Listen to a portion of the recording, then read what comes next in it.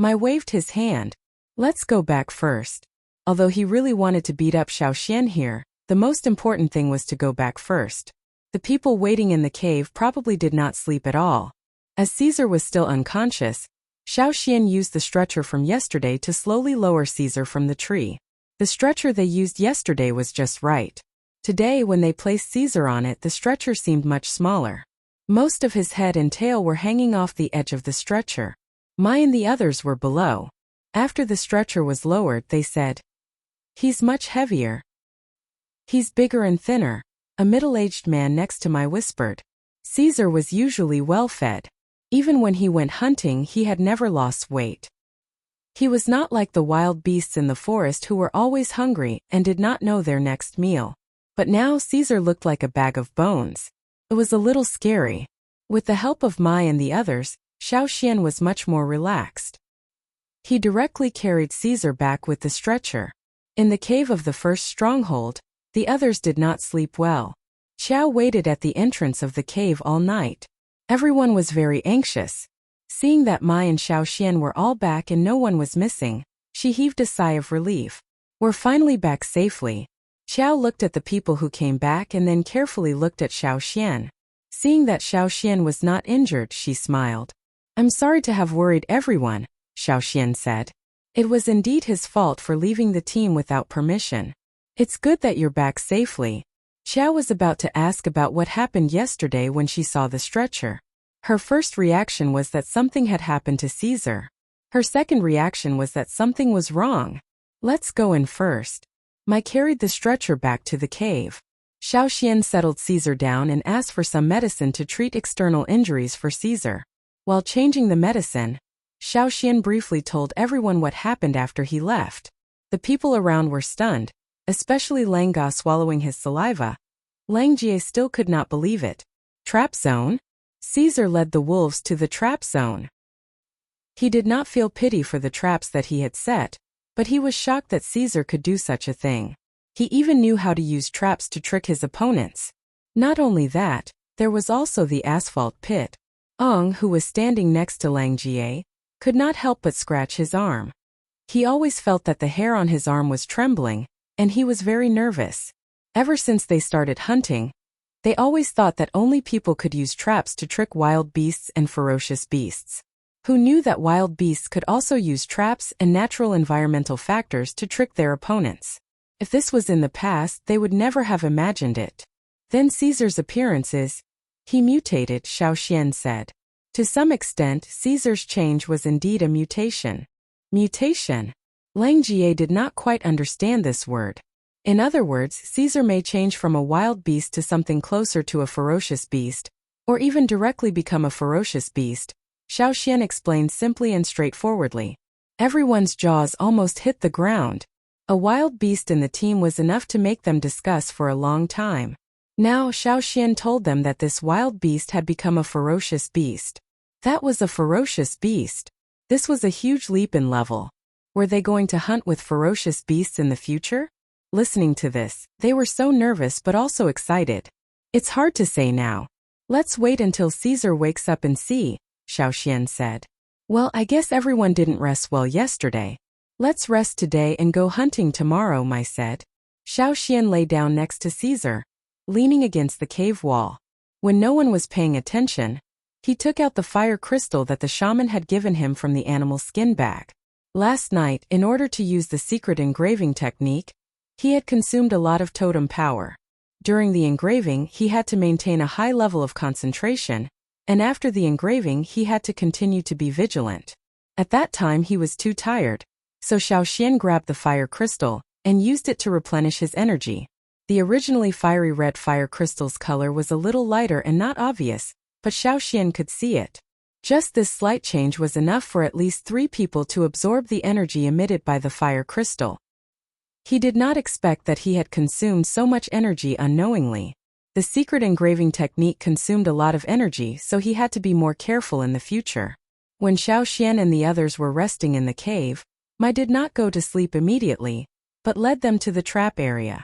There were indeed several wolf corpses in the trap area, but they had been eaten by other beasts and scavengers.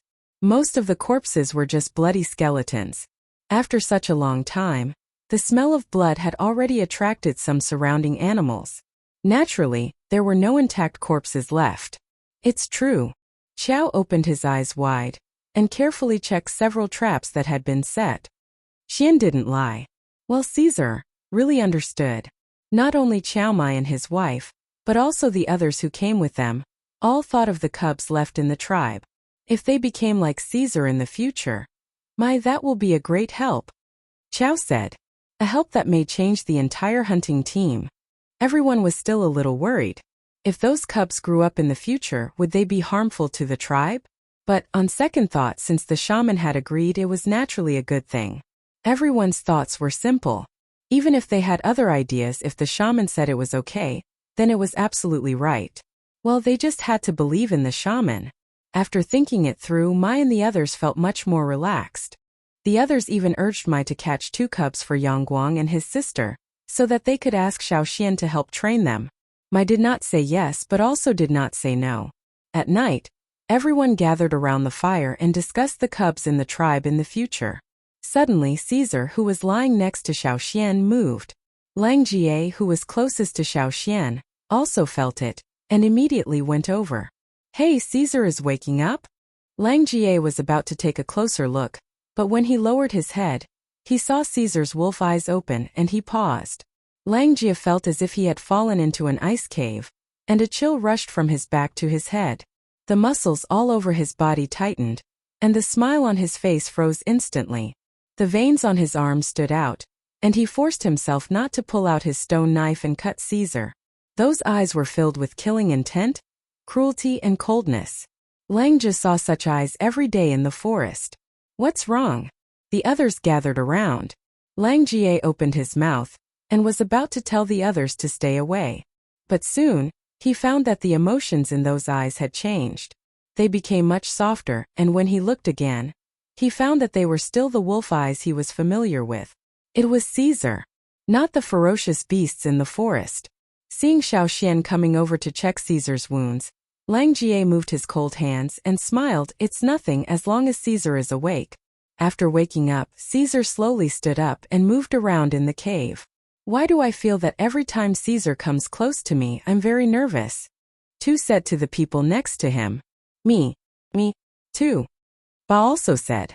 There was still meat in the cave, so Xiaoxian cut some for Caesar. After waking up, Caesar's appetite became much bigger. He ate half a deer, but he was still not full. But there was not much food left in the cave, so he did not continue eating. The next day, the hunting team set out to continue hunting. The skinny Caesar set out with the hunting team. Shouldn't we let him rest for a few more days? Mai asked Xiaoxian. No need, he's fine.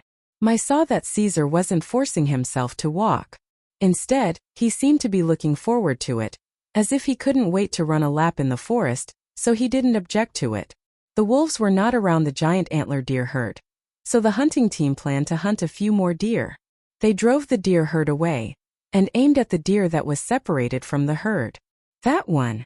Lang Jie was about to ask Caesar to drive the deer towards them, when a dark gray shadow flashed by and rushed towards the giant antler deer that was separated from the herd. Bang! The giant antler deer and the dark gray shadow fell down together. When they looked again, they found that the giant antler deer had fallen to the ground, and Caesar was biting its neck. Chapter 131. The day before yesterday, Caesar had been flung away by an old deer, but today, he could directly pounce on a young deer and make it fall to the ground. Just now, Caesar's speed and strength had far exceeded that of 2 days ago. Crack! With a crisp sound, the deer stopped moving. Caesar let go of the deer's neck and gasped for breath. Deer blood dripped from the wolf's teeth, and the blood on the ground grew bigger and bigger. Because of the hunting just now, Caesar's eyes were still full of murderous intent, but it could be seen that Caesar was very excited now. Looking at Caesar like this, Lang Jie and others did not dare to make a sound, let alone instruct him to drive away the separated deer. Although he had woken up and could walk and run, Caesar was still a little weak. After gasping for breath for a while, Caesar opened his mouth again and bit the deer's neck. Then, he dragged the deer in the direction of Xiaoxian. Mai and the others' eyelids twitched.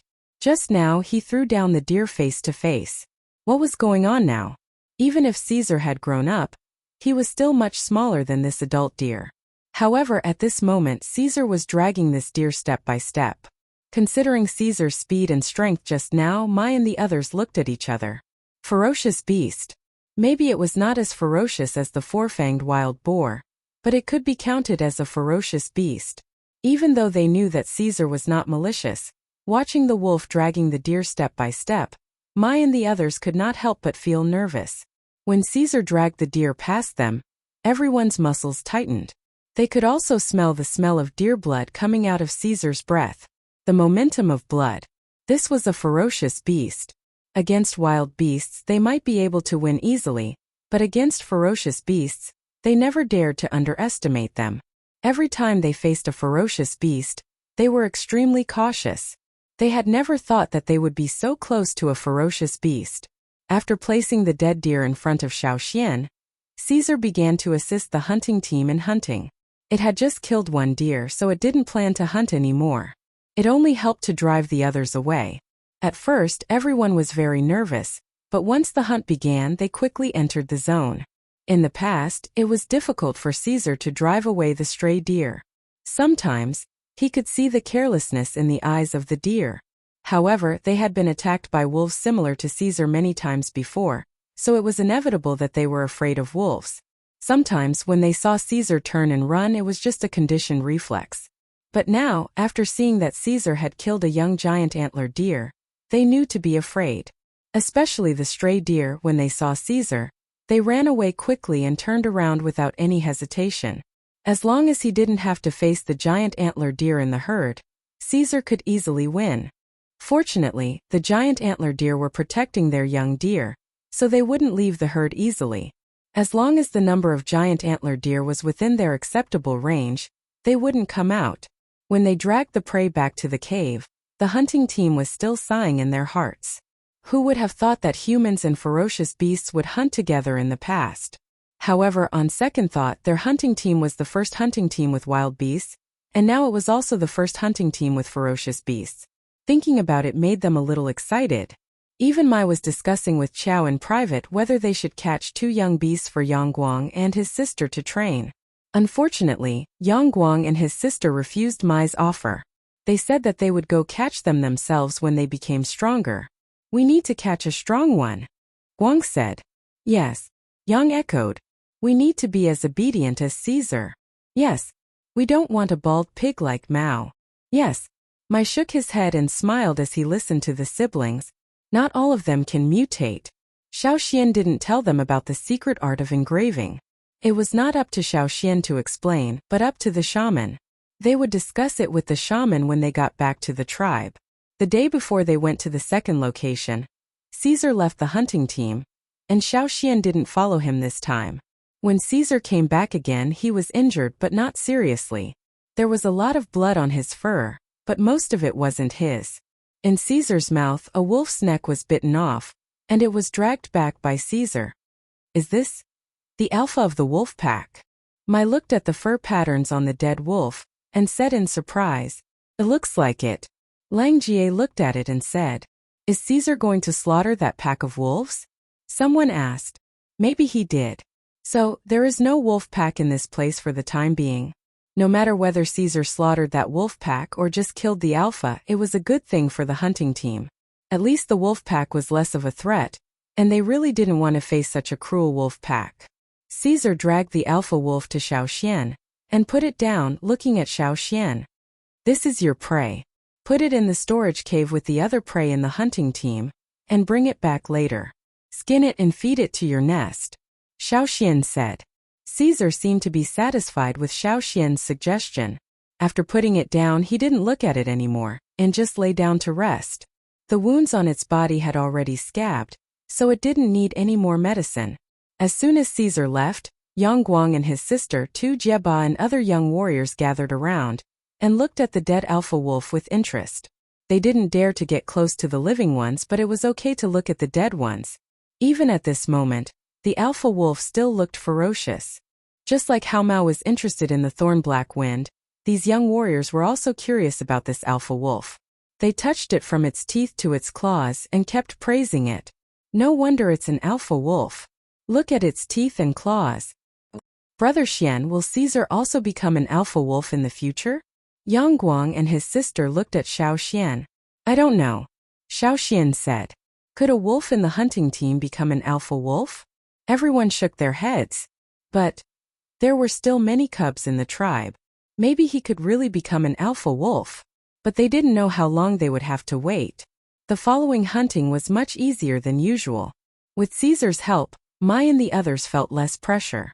After all, there were many young warriors in the hunting team, and one more strong helper meant one more guarantee. When the hunting team came to an end, they went back along the route. When they passed by the hunting area of the first stronghold, they didn't see a wolf with a spotted pattern on its back. That wolf pack might have disappeared from this forest. After these days, although Caesar still looked very thin, he was much better than when he just woke up. He would be even better after a while. Caesar hunted for food every day, so he ate a lot. If only Xiao Xian raised him, he couldn't afford it. Fortunately, he hunted a lot of prey for himself so he could bring them back with him. On the day when the hunting team returned to the tribe, Caesar once again aroused a heated discussion. But Xiao Xian didn't say too much until he was summoned by the shaman. You used the secret art of engraving? Although there was doubt in his tone, the shaman's eyes were very sure. Even if the ancestors used the secret art of engraving, the success rate was only 50%. But Xiao Xian succeeded on his first try. The shaman didn't know whether he was lucky or not. The reason for Caesar's change could be hidden from others, but not from the shaman. Besides, Xiao Xian didn't want to hide it from the shaman. Xiao Xian told the shaman the details of what happened at that time. He said, when I saw Caesar's change, I was shocked. After all, there was no such record in the ancient scrolls left by the ancestors. In order to be sure, the shaman carefully looked through the animal skin scrolls related to the secret art of engraving. Indeed, there was no record of Caesar's change. According to the animal skin scrolls, after the engraving was successful, the changes of the hunting dogs didn't happen so fast or so violently. The effect of the secret art of engraving seemed to be a little different from what the ancestors said. The shaman asked Xiao Xian to bring Caesar to see for himself. After a careful examination, he felt that Caesar's change was much greater than what the ancestors had recorded. Not only that, but Caesar didn't stop changing after he woke up. As time went by, Caesar's change became more and more obvious. He didn't stop growing. Sometimes when he moved around in the house, Old Ku was afraid that he would knock down the wall. When Cha-Cha meets the requirements, I'll engrave it on him and see his change, Xiao Xian said. After the first attempt, Xiao Xian was confident that he could successfully use the secret art of engraving again. In fact, in retrospect, the secret art of engraving was not as difficult as what was recorded in the ancient scrolls. If the shaman knew what Xiao Xian was thinking, he would probably run to the fire pit and kowtow to the ancestors who had passed away. With such talent, why didn't he become a shaman? Hearing Xiao Xian mention Cha-Cha, the shaman didn't agree. No, Cha-Cha is different from Caesar, the shaman said. Xiao Xian wasn't sure what the shaman meant. But before he could continue asking, the shaman talked about something else. Since Caesar's engraving was successful, the other cubs in the tribe had to be developed well. In the shaman's opinion, he would be satisfied if 1 out of 10 cubs in the tribe could grow up to Caesar's level. The cubs who were growing up were not as obedient as Caesar. They were harder to control, and most of the people in the tribe were not good-tempered. If it weren't for Xiao Xian's frequent lectures and tips, they would have already started fighting, and more cubs would have ended up in the pot. After leaving the shaman's place and going down the mountain, Xiao Xian saw several cubs following behind Caesar. Compared to when they had just arrived, the cubs had grown up a lot. By this time next year, they would be a small wolf pack. When the several young men saw Xiao Xian, they hurried to ask for advice from Xiao Xian. Some of them didn't take it seriously before, but when they saw the changed Caesar, they changed their attitude. After Xiao Xian left, the shaman came to the place where the ancient scrolls were kept. He opened a huge stone box, in which many ancient scrolls were neatly placed. The shaman took out several original ancient scrolls, all of which were related to the secret art of engraving. It seemed that the matter of publicizing the hunting dogs and the secret art of engraving could be put on the agenda. The shaman thought to himself. After taking out several animal skin scrolls, the shaman looked at the ancient scrolls in the big stone box, sighed deeply, and closed the stone lid. He believed that the dusty history would gradually reveal itself in front of everyone. Chapter 132. When Xiaoxian wasn't out hunting, he would go up the mountain every few days to hand in the animal skin rolls that the shaman asked him to draw. This time Xiaoxian didn't draw the Wu roll, but an ordinary animal skin roll. The shaman wanted to let everyone know that their ancestors used hunting dogs to stimulate their enthusiasm for raising and training young beasts. However, there were some things that couldn't be disclosed, so he could only choose to disclose some. When the content was selected, the Xiaoxian, who was better at drawing than most people, would draw it. The annotations would also be selected from some parts of the original version, and not all of it would be written. Compared to the Wu roll, which required the use of the power of inheritance, the ordinary picture rolls were much easier to draw. In less than 10 days, Xiaoxian finished all 100 picture rolls with annotations. On this day, Xiaoxian took the last 10 animal skin rolls up the mountain and handed them to the shaman. The people in the tribe were already used to Xiaoxian's frequent visits to the shaman's place. Even the guards at the gate didn't stop him. The shaman said that if Xiaoxian came, he could go in directly. These are the last 10. Xiaoxian put the 10 animal skin rolls on the stone table in front of the shaman, and let him check them to make sure that there was nothing out of the plan. The shaman quickly opened them and glanced at them, then put them aside. He didn't ask Xiaoxian to leave immediately like the previous times. When Xiaoxian saw the shaman like this, he knew that the old man still had something to say, and it wouldn't be just a few words. He sat up straight and waited for the shaman to continue. Seeing Xiaoxian's reaction, the shaman smiled first, and then his smile faded. He said, "Do you know what I, the chief, and the elders of the tribe are discussing?" Xiaoxian shook his head.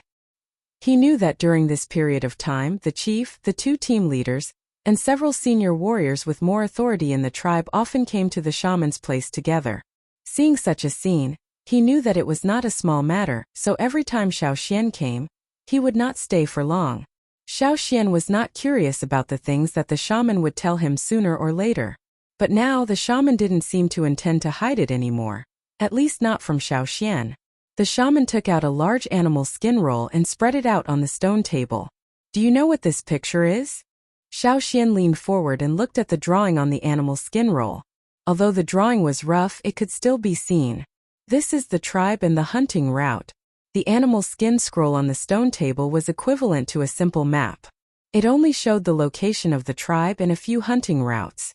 Most of the drawings on the animal skin roll were in black, including the tribe and several hunting routes. However, one of them was in red, and this red route was not one of the hunting routes that Xiaoxian knew. The shaman raised his finger and pointed at the red route. "This is the content of our discussion." Xiaoxian stared at the line and thought for a while. He raised his eyebrows and looked at the shaman. "The tribe is planning to open up a new hunting route?" The shaman didn't expect Xiaoxian to guess it so quickly. After all, for most people in the tribe, they had never thought of opening up a new hunting route. Even if they saw the map, they might not think in that direction. But the shaman was only stunned for a short while, and then he smiled. Indeed, there were more and more people in the tribe, but the number of people who went out to hunt was limited. Although the warriors who had special family situations or were injured were excluded from the hunting list, it was inevitable that some healthy people were left behind. It was too wasteful. But it was unnecessary to increase the number of people in each hunting group. On the contrary, it would be worse. Going out to hunt was not always better with more people. In the records left by the ancestors, there were also disadvantages of having too many people. These years, the shaman had been thinking about opening up a new hunting route, and Caesar's change strengthened his determination. If a batch of cubs in the tribe grew up, and the engraving was successful, they would be a great help. This was a force that could not be underestimated. In this way, it was necessary to open up a new hunting route. Therefore, the shaman found the chief, 2 team leaders, and several old warriors who had more say in the tribe to discuss. If the shaman did not mention opening up a new hunting route, the others would not insist on it. But since the shaman mentioned it, the old warriors were all very excited. For them, this was an epoch-making matter. They respected and admired the ancestors, but they also listened to the shaman. On this matter, the people who were called over were basically supportive. Opening up a new hunting route was not something that could be done in a day, and the preparatory work had to be done. The most important thing was the selection of people. After the discussion, they finally decided to start the plan in 3 years. If it went well, it might be started in a year. If some unpredictable changes happened, it would be delayed. If it could not be carried out in 3 years, the shaman would cancel the plan. As for the number of people who would open up the new hunting route, it was preliminarily decided to be 30 people. The most important thing was quality, not quantity. And this quality did not necessarily mean that they were strong. It had to be considered from all aspects. After the preliminary decision, the 2 team leaders and several old warriors went back and secretly told their children and grandchildren about this matter. They hoped that their children and grandchildren could perform well in the next 1 or 2 years, and then they would be more likely to be selected into the list of 30 people. They were not afraid of opening up a new hunting route. Almost everyone who heard the news was very excited, especially those young warriors. They were now in very good physical condition, and every time they went out to hunt, their performance was more eye-catching. Of course, they would try their best to fight for the quota of 30 people. Opening up a new hunting route like the ancestors was an honor that would be recorded in the history of the tribe. How could they not be excited? No wonder there were some people training crazily in the training ground recently. After the shaman finished speaking, he looked at Xiaoxian, who was sitting across the stone table. Xiaoxian's reaction was different from the others. As far as the shaman knew, everyone who knew about this was very excited. Some of them were even excited for several days. Even the chief was no exception. The chief and the 2 team leaders naturally had to participate in opening up a new hunting route.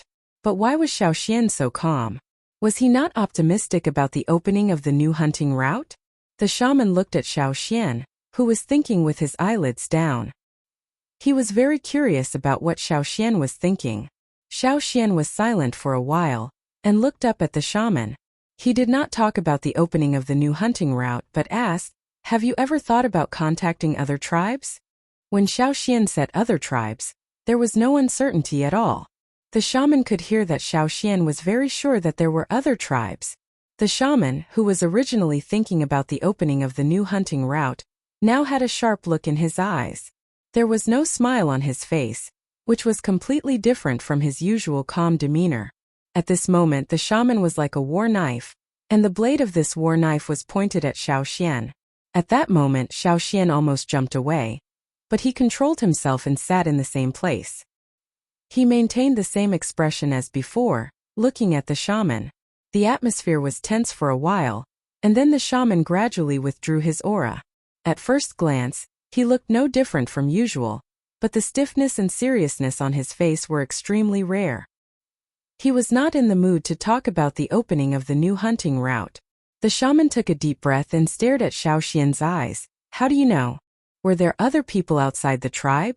When the people in the tribe were bored, they would talk about it in private. They heard that there were other tribes, but they only existed in rumors.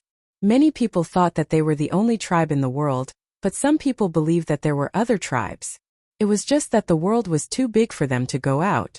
In the tribe, there were probably only 5 people who knew the exact answer. The shaman was undoubtedly the one who knew the most. After all, he could understand the Wu role that was passed down from generation to generation, and he knew more things that others did not know.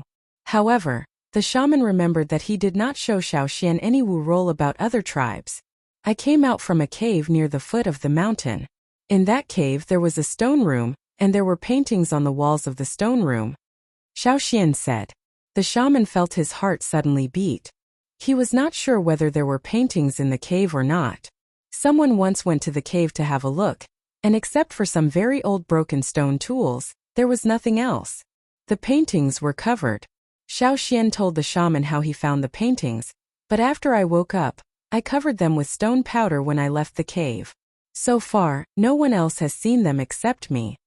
The shaman was relieved, but he was also curious about the paintings in the cave at the foot of the mountain. He did not remember any related records. "What are the paintings?" the shaman asked.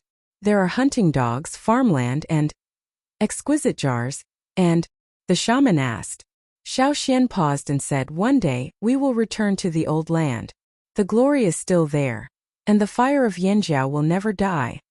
When Xiaoxian said the first word of this sentence, the shaman's hands began to tremble.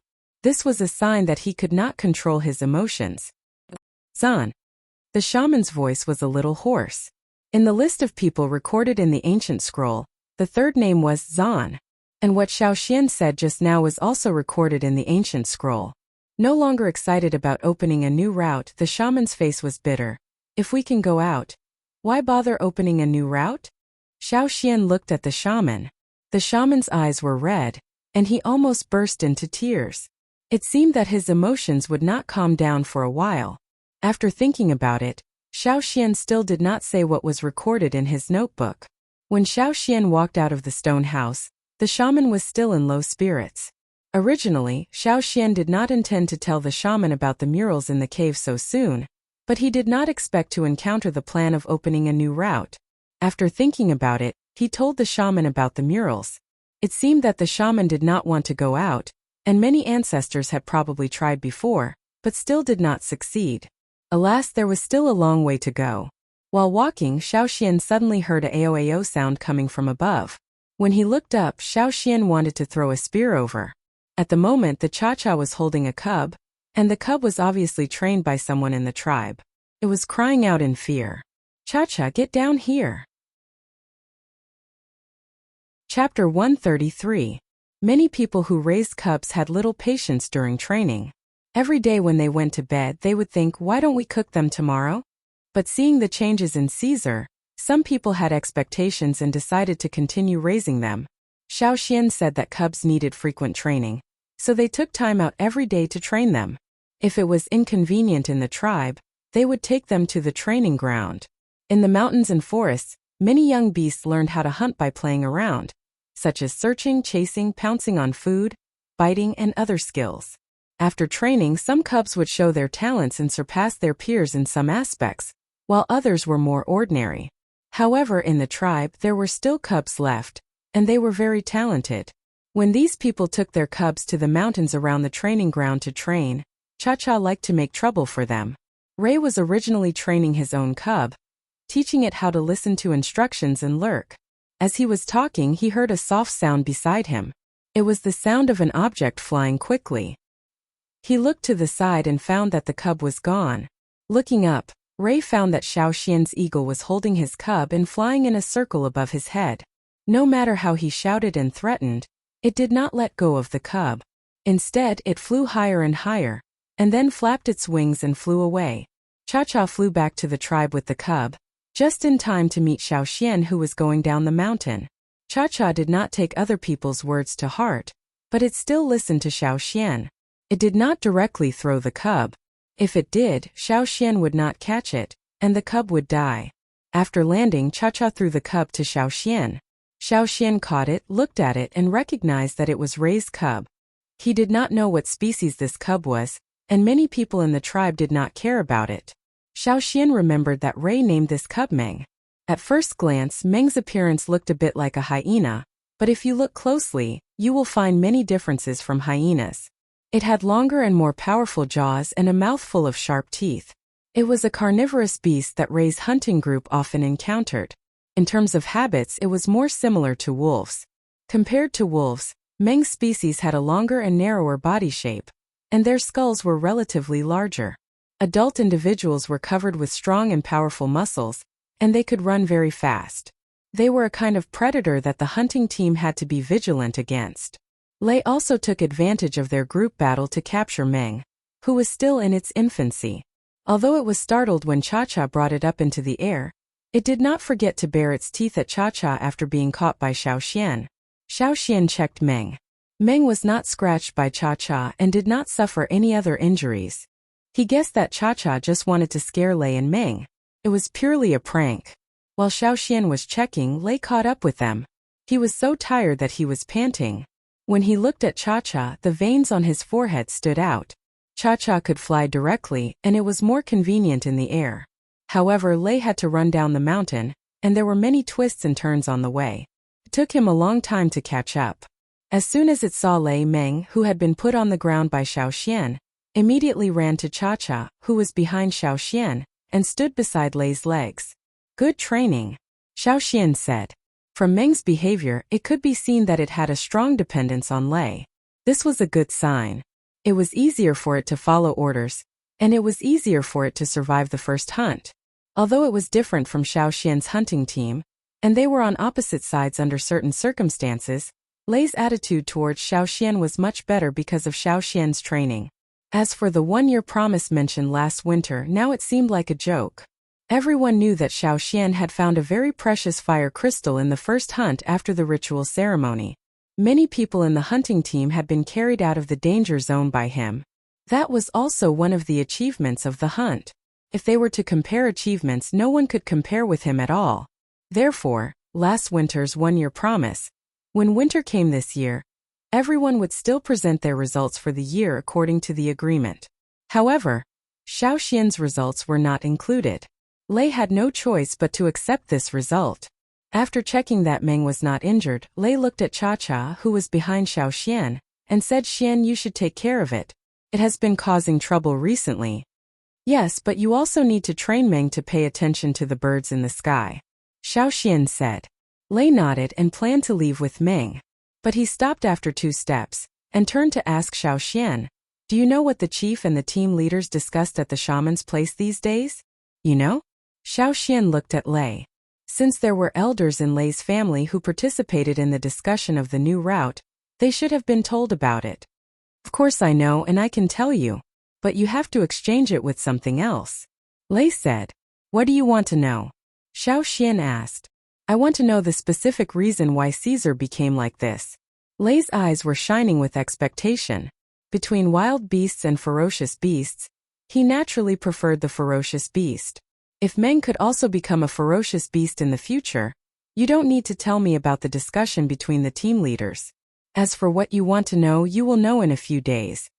After that, Xiaoxian made a gesture, and Cha-Cha immediately flew up and went down the mountain with Xiaoxian. Looking at a man and an eagle leaving, Lei frowned. Could it be that Xian already knew about the new route? Didn't they say that only a few people knew about it? And they were all blood relatives. But why did the shaman tell him? As for the reason he wanted to know about Caesar's change, what did "you will know in a few days" mean? 3 days later, the shaman asked people to distribute 100 animal skin rolls, which recorded the secret engraving technique and the hunting dogs of the ancestors, to all the tribes on the mountain. Although it was not enough to give one to each family, it was enough to give one to several families. 100 animal skin rolls set off a big wave in the originally calm tribe. The matter of training cubs to hunt actually existed from the beginning of the ancestors. The ancestors were really powerful and domineering. There was also a magical engraving technique. Was it related to Caesar's change into a ferocious beast? The shaman was really omnipotent. The shaman did not say how Caesar changed, nor did he say who made the engraving technique for Caesar. But, according to the record on the animal skin roll, only the shaman could use the engraving technique. Naturally, everyone thought that the shaman had already made the engraving technique for Caesar, and that was why there was such a change. When the shaman distributed these animal skin rolls, he also said that if there was a suitable beast in the tribe that was comparable to the hunting dogs, he would make the engraving technique for that beast. The shaman drew a big pie for everyone. How to eat it and how to eat more depended on each person. So, the people who had lost their patience became enthusiastic again. Even when they went out to hunt, they caught a few small beasts, knocked them out, tied them up, and brought them back to the tribe to train the hunting skills of the cubs. Some people did not intend to raise cubs, but after seeing the animal skin rolls distributed by the shaman, they also had the idea. For a time, the number of cubs in the tribe, which had decreased sharply, gradually increased. But most of them were still in the pot. 1 year later, the first batch of cubs that were caught back to the tribe seemed to be more mature. Maybe they were not adults in their species, but most of the wild beasts in the forest could participate in hunting at this age, either by themselves or with their blood relatives. At this time, some people in the hunting team began to have ideas. They asked the team leaders for instructions, hoping to bring the beasts they had trained. In their opinion, the beasts they had trained were already very powerful. When they were in the tribe, they could often catch some stone rats. They were also very obedient to orders, fierce enough and strong enough to attack. The more they thought about it, the more they felt that the beasts they had trained were much better than Caesar's. Not only one or two people had this idea, but several people had the same idea. They had been raising the cubs for almost 2 years. They had spent a lot of time and effort on these cubs. Now that they were so strong, it was time for them to go hunting. The shaman looked at the team leader's requests, but did not refute. He just reminded them again about some of the things that Xiaoxian had told them to pay attention to. Seeing that the shaman, the chief, and the team leaders all agreed, several warriors took the trained beasts and swaggered across the path of glory. They set off to show off. However, when the hunting team came back again, there were no beasts around them. They did not see the beasts that had followed them before they set off. 5 of them went out and only 1 came back. The only one that came back was Meng, raised by Lei. Even though Meng came back, he had many wounds on his body. However, when he remembered that Caesar had also come back with wounds, Lei was relieved. Anyway, as the only one that came back, Meng was already very good compared to the other 4 beasts. Seeing the result this time, some people were very worried and began to doubt whether their cubs could come back safely in the future. Among the 4 beasts that did not come back, 2 of them could not control their fierceness when they were hunting prey. They did not listen to orders and attacked the hunting team. The result was predictable. They were killed on the spot by the warriors of the hunting team. As for the other 2 that did not come back, one of them failed to hunt and was kicked in the head by the prey.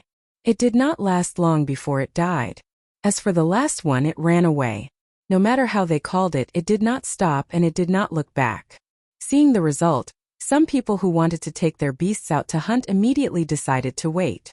Some of the things that Xiaoxian had told them to pay attention to, such as dependence and self-control of the beasts, had to be strengthened.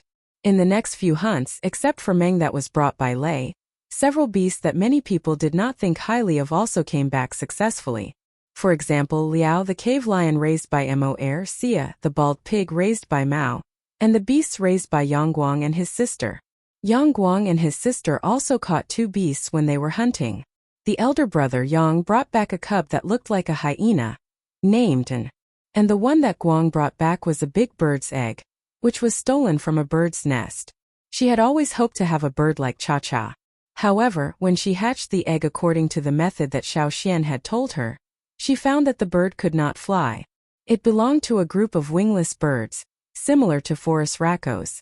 But she did not put the bird into the pot, but continued to raise it, and named it Jing. After raising it for a year, the 2 beasts raised by Yangguang and his sister were taken out to participate in a hunt. Their performance was not satisfactory, which made me very happy. Chapter 134. According to the ancient scroll, every hound that could be engraved by the shaman using the secret engraving technique was carefully selected. The number of hounds in the tribe that could barely meet the requirements could be counted with 2 hands. The shaman wanted to engrave these hounds as soon as possible.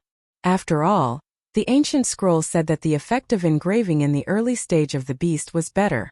The success rate and the chance of growing into ferocious beasts were higher. If he waited a few years or decades, even if the engraving was successful, the beast would not have much room to grow.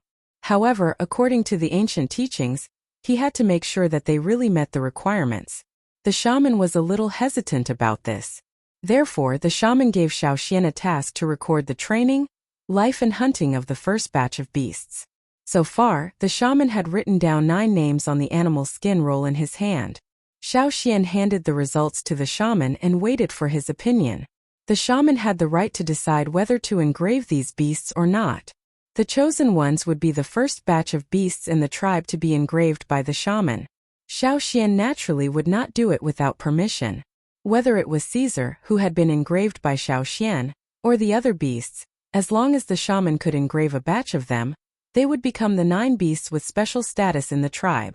From birds to ferocious beasts to turtles, these 9 beasts could be said to be related to the sea, land, and air. However, how they would develop in the future and whether they would be the best or not was unknown. Only time could tell. Looking at the animal skin roll handed over by Xiaoxian, about half an hour later, the shaman sighed and said, These beasts look good, but I am still worried.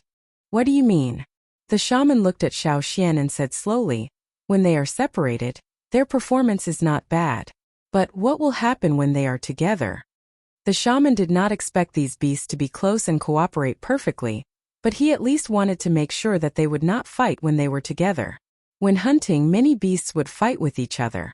If there was a big conflict after the engraving, the situation would be more obvious. In that case, it would not be safe. Xiao Xian was silent for a while and said, "So, you want to see them together?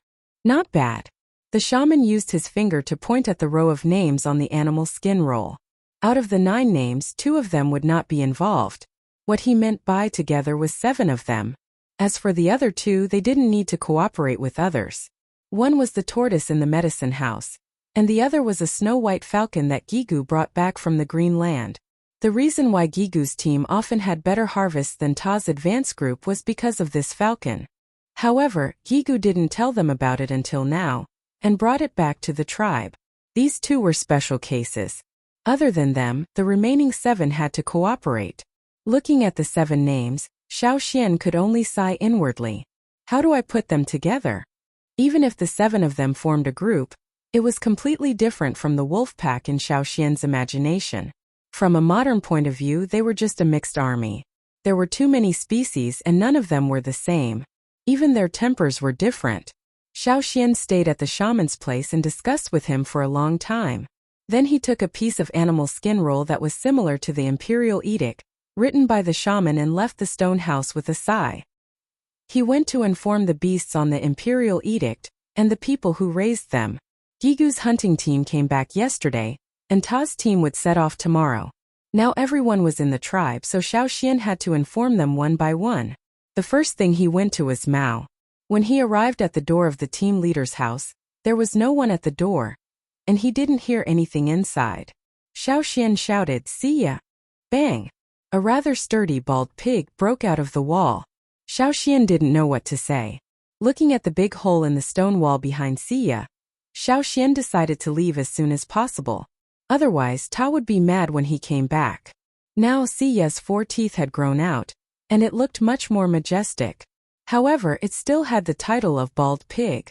After Siya broke through the wall, Mao came out with a bitter face. He scolded Xiao Xian. "Why did you call it at this time? What happened to it?" Xiao Xian asked. "It was sleeping. Maybe it was dreaming. It's going to hunt tomorrow, so it's very excited." Mao rubbed his face hard. "If you have something to say, just say it.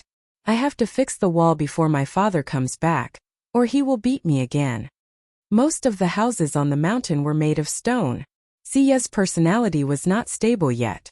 It was like a young man, easily agitated. Once it was agitated, the house would be destroyed. Ta didn't allow it to live in the house, but as long as Ta was not there, Siya would force its way in. The door of Ta's house had been expanded several times. Xiao Xian didn't waste any time. He handed over the imperial edict of the shaman. "Read it yourself." Mao was thinking about how to fix the wall, but after reading the scroll he forgot all about fixing the wall and getting beaten up. He rubbed his hands together and couldn't wait to set off. It was written that if the result was satisfactory, the shaman would choose the best one to perform the secret engraving skill. After 2 years of waiting, how could Mao not be excited when he finally saw the legendary secret engraving skill? "When are we going?" Mao asked hurriedly. "We won't be able to make it tomorrow. Let's do it next time," Xiao Xian said. Mao was a little disappointed, but it wouldn't be long. He could take advantage of this hunting to practice more. Next time he would be able to amaze the world. Siya must be the best one, the shaman mentioned. Ignoring the excited Mao, Xiao Xian continued to inform the others to go to Lei's house, which was also on the mountain. Lei's pet Meng was also on the shaman's list. After Mao and Lei, the third one to be informed was Mo Air, who now lived on the mountainside. When Xiao Xian arrived, Mao the cave lion was lazily lying at the door and rubbing the ground. After hunting, it would sleep for a few days after eating and drinking. Since Mao was in the tribe, many people were less afraid of the ferocious cave lions. Seeing Xiao Xian, Mao, who was rolling at the door and licking its paws, swung its tail and knocked on the door. Soon Mo Air came to open the door. He looked like he had just woken up. When he was alone, he was in good spirits after hunting. But since he took Mao with him, although he had more prey, he was physically and mentally exhausted. Mao's temper was not as good as Caesar's, so he had to keep an eye on it. "What's the matter?" Moer yawned and kicked the cave lion away. Looking at the cave lion which was rolling on the ground lazily because of Moer's kick, Xiao Xian was not surprised at all.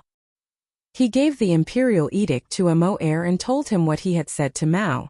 Looking at the words on the animal's skin roll, Moer shivered and was no longer sleepy.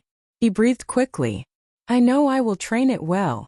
After leaving Moer's place, Xiao Xian went to Qiao Mai and his wife's house to inform Yang Guang and his sister about this matter. At the same time, the shaman chose to let the mixed army join the first hunting group, which was Mai's group. He had to tell Mai about this. When Xiao Xian was discussing with Qiao Mai and his wife, En and Jing were playing in the expanded yard. The two of them did not match the elegant name and Jing at all. Yang Guang and his sister were cheering them on. An attack from behind. Avoid its claws. Jing, peck it with your beak. Yes, that's it. And was an animal that looked like a hyena but had hooves. Looking at its feet, one would think it was a vegetarian. But looking at the sharp teeth in its mouth, one would know that it was actually a carnivore. It looked like a sheep in wolf's skin, but the skin did not cover its feet. Beneath this peaceful name was actually a ferocious beast. As for Jing, Xiao Xian admired this kind of bird that used its head as a hoe. With that kind of head, when it ran and bumped into the prey, it would shake its head as if it had hit the prey with a brick. Sometimes it would kill the prey with a peck. It was totally different from Cha-Cha.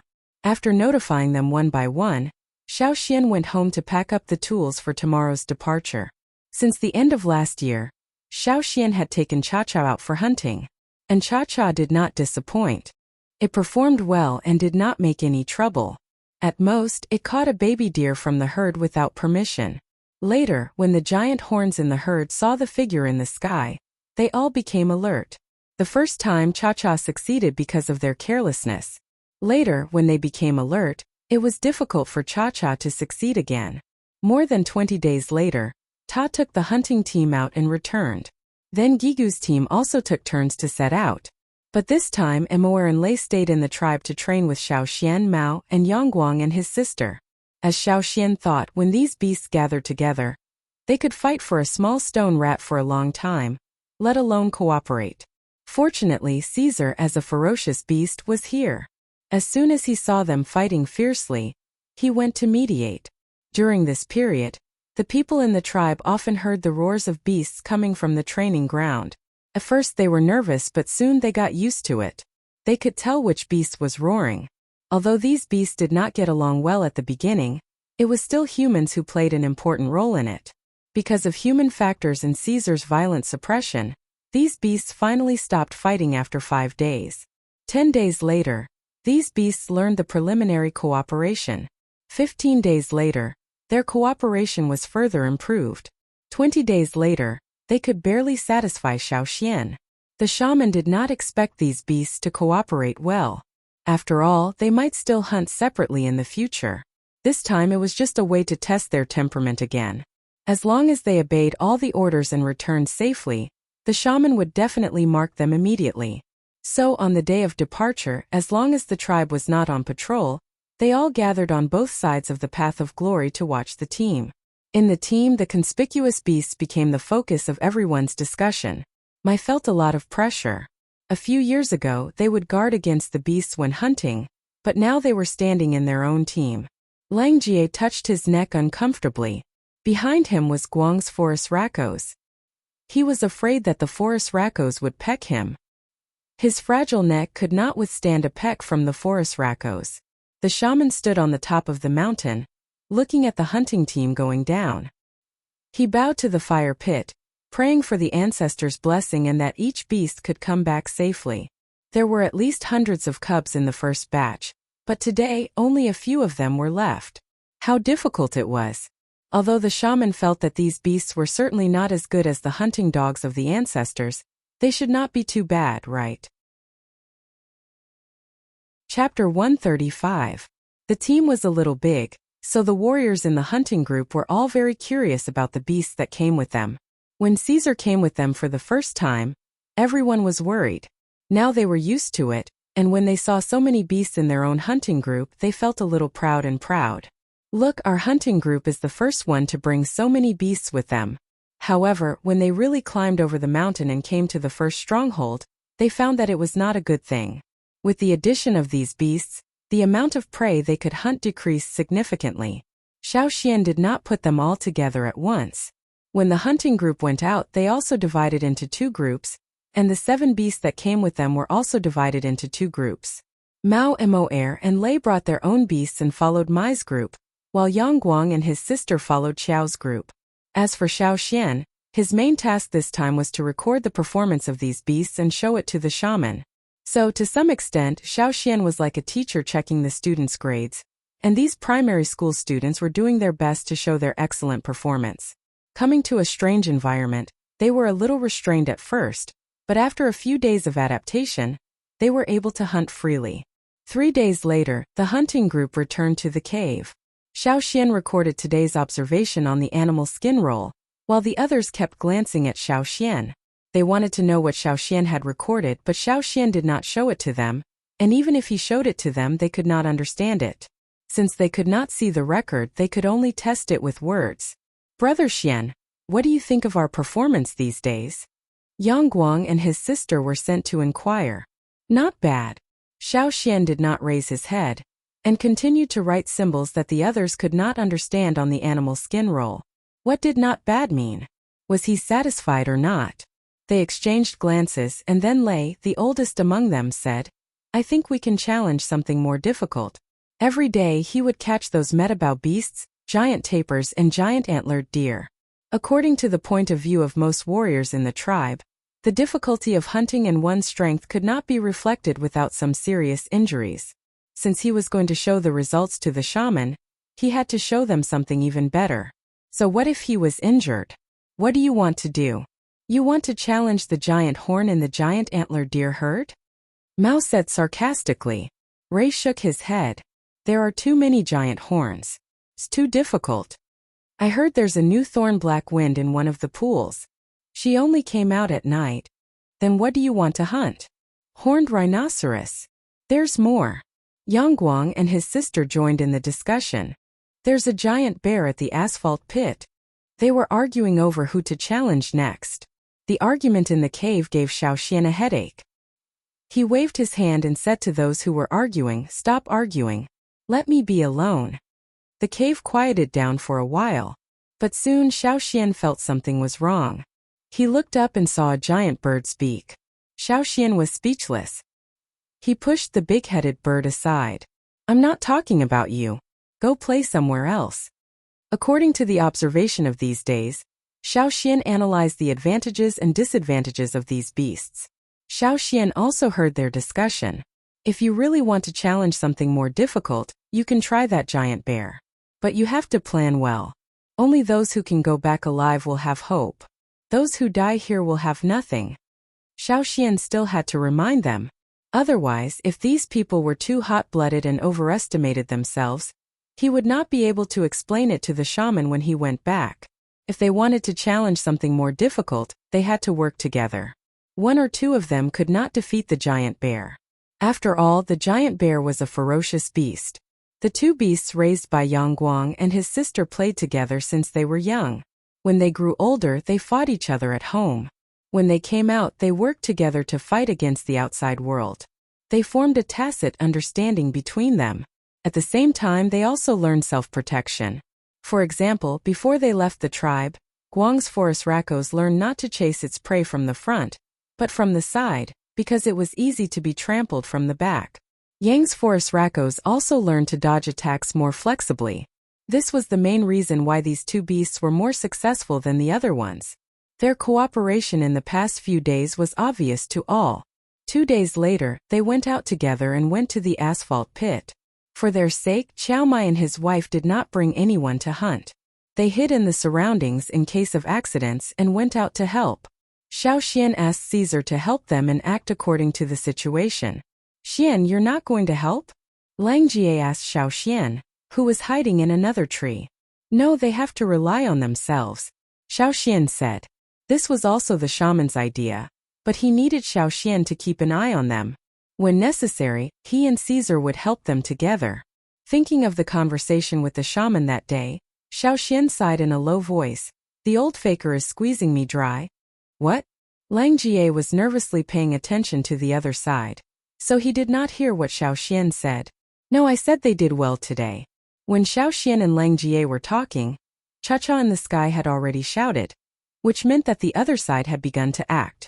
When they could not beat the other side in terms of force, they had to outsmart it. According to their strategy, they first irritated the giant bear, then led it to the asphalt pit, and then knocked it down. Xiaoxian could not see the situation in the forest from where he was, but there were people like Mai around the place where the giant bear was active. If something happened, they would naturally blow the whistle. After a while, Xiaoxian heard a loud roar, and felt that the forest next to him shook several times.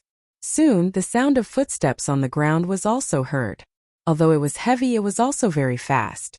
If one did not listen carefully, it was almost impossible to distinguish the sound of each step. In such loud and fast footsteps, there were also many other footsteps, such as the sound of hooves. Whoosh! A silhouette shot out. It was Yang's pet. Following it was Forest Rakos and Lei's Meng. After the three rushed out of the forest, they ran in three directions. The giant bear, which almost caught up with the prey, paused at that moment, and then chased after Forest Rakos. Unfortunately, it was still one step behind. The big feet of Forest Rakos were not slow. It ran into one of the thin aisles in the asphalt belt like the wind. After running in, Forest Rakos vigorously moved its jaws. Its big mouth was hollow, so when it smacked its mouth it would make a banging sound. Every time it was emotional it would make such a sound. At this moment even people who did not know Forest Rakos could feel the ridicule in it, not to mention the giant bear facing it. The giant bear walked around the edge of the asphalt pit, roaring at the few people inside. Every time it chased a person or beast, it would run into the pit. This made it very angry, but there was nothing it could do. It could only walk around the edge to demonstrate its power. These guys who broke into its territory and dared to eat its food, they should be bitten to death. After walking for a while, the giant bear felt bored. When it was about to leave, a cave lion appeared. Although the cave lion was small in size, it could not erase its disgust for cave lions. The cave lion was the one who robbed its food the most, and all cave lions should die. The giant bear roared and rushed over, but unexpectedly, the cave lion also ran into the asphalt pit and did not sink in, just like the big-mouthed bird before. Roar! The giant bear stood up, hoping that its roar could frighten them, and at the same time, overlook these scums who only knew how to escape. Every time the hunting team was chased to this place, the giant bear would stand up and show its power, roaring as if it wanted to shake the entire forest to pieces. Not only that, Lei Mao and Moer also walked in from another path, standing in the asphalt pit, and threw stones at the giant bear. These stones could not hurt the giant bear, but could increase its anger. Cha-Cha also joined in, and several of them attracted the giant bear's attention to the front or the top. While the giant bear was roaring at the several beasts in the asphalt pit, a figure quietly appeared behind the giant bear, and was getting closer and closer. When it was close to a certain distance, it suddenly accelerated and rushed to the giant bear. The angry giant bear did not expect that there would be such a brave one behind it. It was used to roaring at the prey hiding in the asphalt pit, but this time it was defeated. The roar of the beasts had covered some of the sounds. When it felt the ground shaking and knew that something was rushing to it, it only had time to turn around and was hit in the stomach. Even so, it still waved its paw. For Fangs was hit by the bear's paw, and rolled on the ground several times. When the giant bear focused on Four Fangs and tried to stabilize its balance, a gray figure flashed by. It was hit again. This time it was close to its chest, and the strength was stronger than before. Roar! Another roar rang out. This time it was filled with unease and fear. It knew where it fell, and what would happen to the beasts and ferocious beasts in the forest if they entered here. Bang! The giant figure fell into the asphalt pit, splashing a lot of sticky asphalt. Seeing the giant bear fall into the asphalt pit, everyone breathed a sigh of relief. Mao ran out to check Four Fang's physical condition. Four Fangs was hit by the bear's paw, and there were several deep claw marks on its body. But for Four Fangs with rough skin and thick flesh, this injury was not too serious. It's not a big deal, just go back and rest. The claw marks are not deep. Mai looked and said. Four Fangs was still a little dizzy, lying on the ground and groaning. As the strongest among the beasts, it had never been hit like this in its life. Seeing that they were not seriously injured, and then looking at the giant bear that fell into the asphalt pit, everyone was still frightened. Fortunately, Caesar had patched it later, or the giant bear might not have been hit into the asphalt pit, and Four Fangs might have been killed by the giant bear's claws. They took the straw rope, and if Four Fangs accidentally fell into the asphalt pit, they would use the straw rope to save it. But unexpectedly, the giant bear seemed to be heavy, but its reaction was much more flexible than they thought. This made them understand that sometimes, the plan was only the ideal state, and anything unexpected could happen. Be more cautious when making plans in the future, Xiaoxian said. Yes, they all agreed. Seeing the giant bear gradually sinking, Mai asked everyone to leave, because it was useless to stay here. Chapter 136. After the first cooperation, the next few hunts went much smoother. At the same time, these young warriors became more cautious. Xiaoxian didn't join them. Sometimes he even let Caesar go with them. He didn't give Caesar more instructions. You don't care about Caesar anymore? Lang Jie was very curious. Since the giant bear, Xiaoxian had let Caesar move freely for several hunts. I'm training it to be independent. Caesar is very smart. Sometimes it can even help Yang Guang and the others. Xiaoxian said. Didn't you always tell them to be dependent on each other? Why are you talking about independence now? The specific situation needs to be analyzed. Different methods have to be used at different times. Xiaoxian answered. Since he couldn't understand, Lang Jie decided to stop thinking about it. He went to see what the other beasts were hunting. Xiaoxian stood on a tree and looked at a small stream in front of the tree. There were falling leaves and some broken twigs on the stream. The ancient people thought the fallen leaves were boats, and when they saw the black wood floating on it, they knew it was a boat. In fact, a boat was not as hard to make as Xiaoxian thought. A tree was enough. In the forest there were many thick trees. A section of the tree trunk could be made into a canoe. However, the material of the tree still needed to be checked. The appearance of these beasts in the forest didn't attract the attention of the high-level ferocious beasts in their own territories. For them, these were just a few small beasts.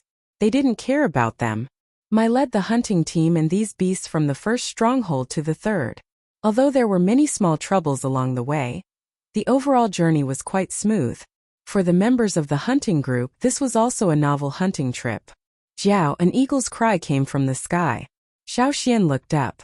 Cha-Cha wanted to fly to another place.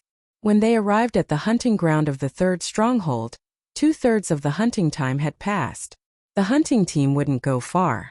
Moreover, if they went further, they wouldn't be familiar with the terrain and species composition. Therefore, under normal circumstances they would stay here for a few days and then turn around and go back. However, Cha-Cha seemed to want to keep flying forward. If it weren't for Xiaoxian, it would have flown away long ago. In the sky, Cha-Cha had already told Xiaoxian with its unique flight path that it wanted to go there. Cha-Cha showed its strong desire to go in that direction when it came to the third stronghold. Uncle Mai, do you know where it is? Xiaoxian asked, pointing at the direction Cha-Cha wanted to fly to. Mai thought for a while and shook his head. I think I heard the old warriors mention it a long time ago. I can't remember. I only know that it's not a place we can go. I think it's called the Severing Land. Cha-Cha Land. Yes, Mai answered vaguely. He really couldn't remember. But when he was young, he heard other old warriors talking about it, saying that they couldn't go there. Since the ancestors stopped here and didn't go further, they must have their reasons. Out of their complete trust in their ancestors, every leader of the hunting group would not go any further after they arrived at this place. Even if they wanted to expand, they wouldn't go in that direction. Don't go there. Mai stared at Xiaoxian. He needed Xiaoxian's promise. After a pause, Xiaoxian nodded. Okay, I know. I won't go there. Mai finally smiled when he heard Xiaoxian's promise. He looked at the sky and waved to Xiaoxian. Time to go back. Xiaoxian whistled, and then made a gesture to Cha-Cha in the sky. Jiao! Cha-Cha screamed unwillingly. It flew around the same place for a few more times, and then followed Xiaoxian back to the cave of the third stronghold. Because of its bad mood, it fought with an unknown bird on the way back. Unfortunately, the bird was more skillful. It only suffered a few scratches from Cha-Cha, while Cha-Cha was not only injured but also bald. I felt even worse. Xiaoxian comforted it while applying medicine to Cha-Cha. When we go back, I'll ask the shaman what's over there. If it's okay, I'll take you there. As the return day was approaching, the hunters began to feel anxious. Although they felt that their beasts did a good job this time, they didn't fight, didn't cause any trouble to the hunting team, and even helped them to hunt a lot of prey. However, in the end, the only thing that was presented to the shaman was the animal skin roll in Xiaoxian's hand. Especially Lei, he had a conflict with Xiaoxian before, so he was worried that Xiaoxian would hold a grudge against him. Thinking of what other people did when he was angry, Lei dragged out a ferocious beast. This ferocious beast's level was not high, but it was the only ferocious beast that he and Meng had caught. In Meng's current situation, he could only catch wild beasts by himself. Xiaoxian looked at the prey in front of him and didn't know what to say for a long time. Was this blatant bribery? He had a lot of thoughts. Not only Lei, but the others also dragged their prey to Xiaoxian when they saw what Lei did. Guang's forest raccoons walked to Xiaoxian, shook its neck twice, and then lowered its head and spat out a piece of undigested bone in front of Xiaoxian. Xiaoxian.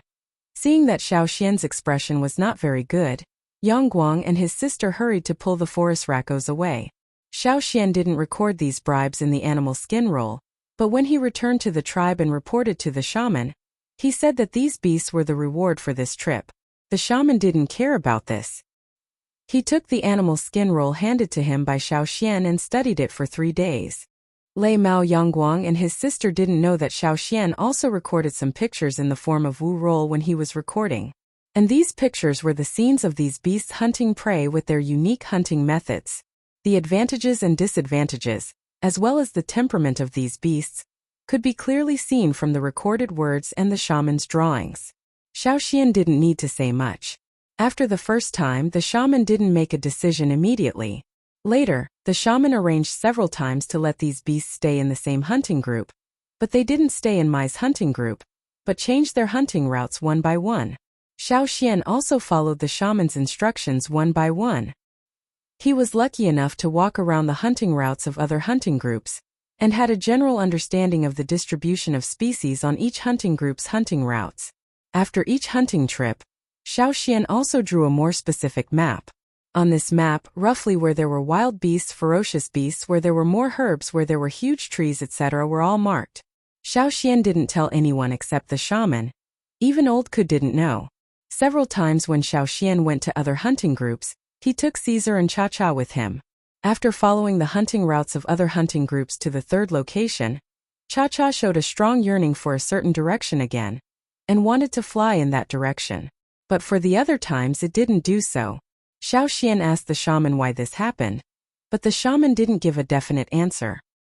He said that he would read the Wu roll records left by his ancestors to see if there were any detailed records. Before the situation was clear, Xiaoxian wouldn't take Cha-Cha to that place easily. Who knew what would be there? Could they come back safely?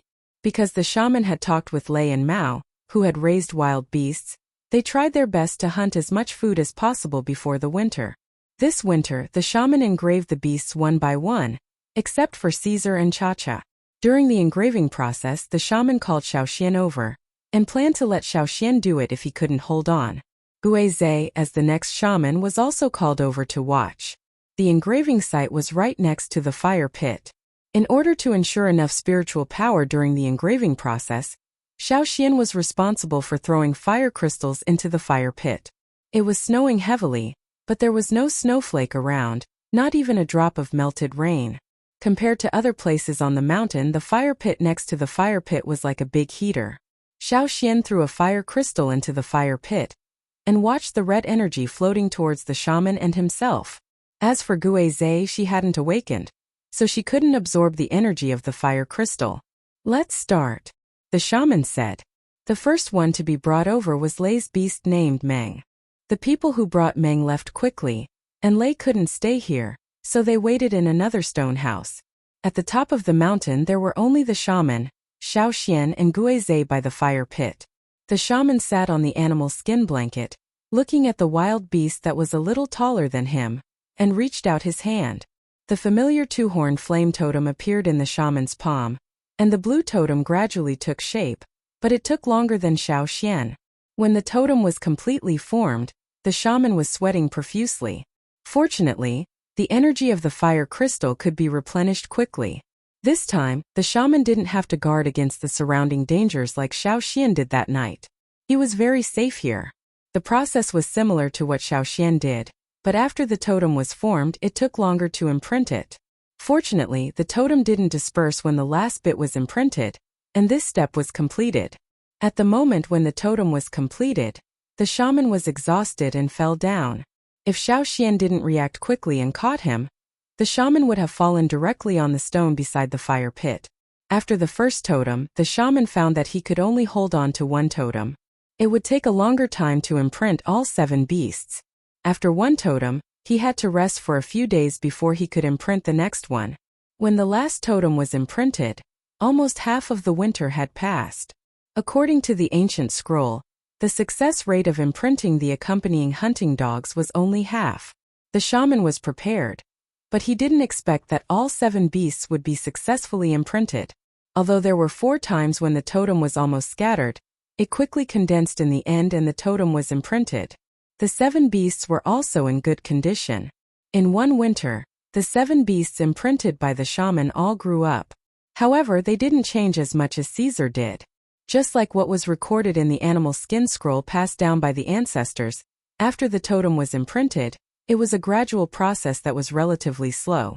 At the same time, compared to the 7 beasts who were getting better and better, Cha-Cha was listless all day long. For Cha-Cha, who was usually full of energy, this was a very rare situation. Was it because it was the only exception among the 9 beasts in the tribe? However, the shaman said that Cha-Cha couldn't imprint. It wasn't that he didn't want to, but that he couldn't. Xiaoxian tried once, but he couldn't do it. The shaman also said that Cha-Cha was a real giant mountain eagle, and giant mountain eagles had their own beliefs. Chapter 137. In the winter, the 7 beasts that had been successfully engraved by the shaman had gradually begun to change their shape and appearance. Although the shaman had reminded them to prepare more food before the winter, the 7 beasts had grown up and their appetites had become bigger. The food still could not satisfy them. After all, with the increase of their level, the energy they needed would also change. It was just like the intermediate and senior totem warriors were not interested in the meat of ordinary beasts, because the meat could not satisfy their hunger. Until the end of the winter, each of the beasts looked like Caesar when he had just been engraved. The originally fat beasts had become very skinny. Even the fat on Siya's body was worn down. After the winter, as in previous years, it was the most important sacrificial ceremony in the whole tribe. According to the records passed down by the ancestors, the beasts that had been successfully engraved could participate in the sacrificial ceremony, and the fire would no longer reject them. Therefore, on the day of the sacrificial ceremony, except for Cha-Cha, the other 8 beasts were brought to the top of the mountain and stood beside the fire pit. Participating in the sacrificial ceremony meant that they had officially become members of the tribe. This was a very strange scene. It could even be said that this was the only time in hundreds of years that people and accompanying beasts had participated in the sacrificial ceremony together. Everyone was very excited, because they were luckier than the ancestors to be able to witness such a scene with their own eyes. After the ceremony, the shaman recorded it in detail in the form of Wu roll. This was also one of his great achievements since he became the shaman. It was something that could be passed down from generation to generation. It was worth remembering. In contrast, Cha-Cha, who was left at home and needed to avoid the fire of the fire, looked more bleak. Although its appetite was not reduced, its spirit was not as good as before. After the sacrificial ceremony, the coldness of winter gradually disappeared. From the top of the mountain to the bottom of the mountain it became lively. A few days before the first hunting, several beasts that had been engraved would often go down the mountain for a walk. When they were young they were often bullied by Cha-Cha. Except for the falcon in Gigu's hand and the turtle in Guizhe's place, all of them were caught by Cha-Cha several times in the air. Now that they had become ferocious beasts or were close to becoming ferocious beasts, they were naturally not afraid of the Cha-Cha. If not for the fact that the Cha-Cha could fly, they would have probably retaliated. Fortunately, Caesar protected her and did not allow those few to tease the Cha-Cha. It was reasonable to say that Caesar was completely inferior to the others when they were all wild beasts. Even in the large wolf species, they were a relatively weak subgroup and were not as fierce as the others.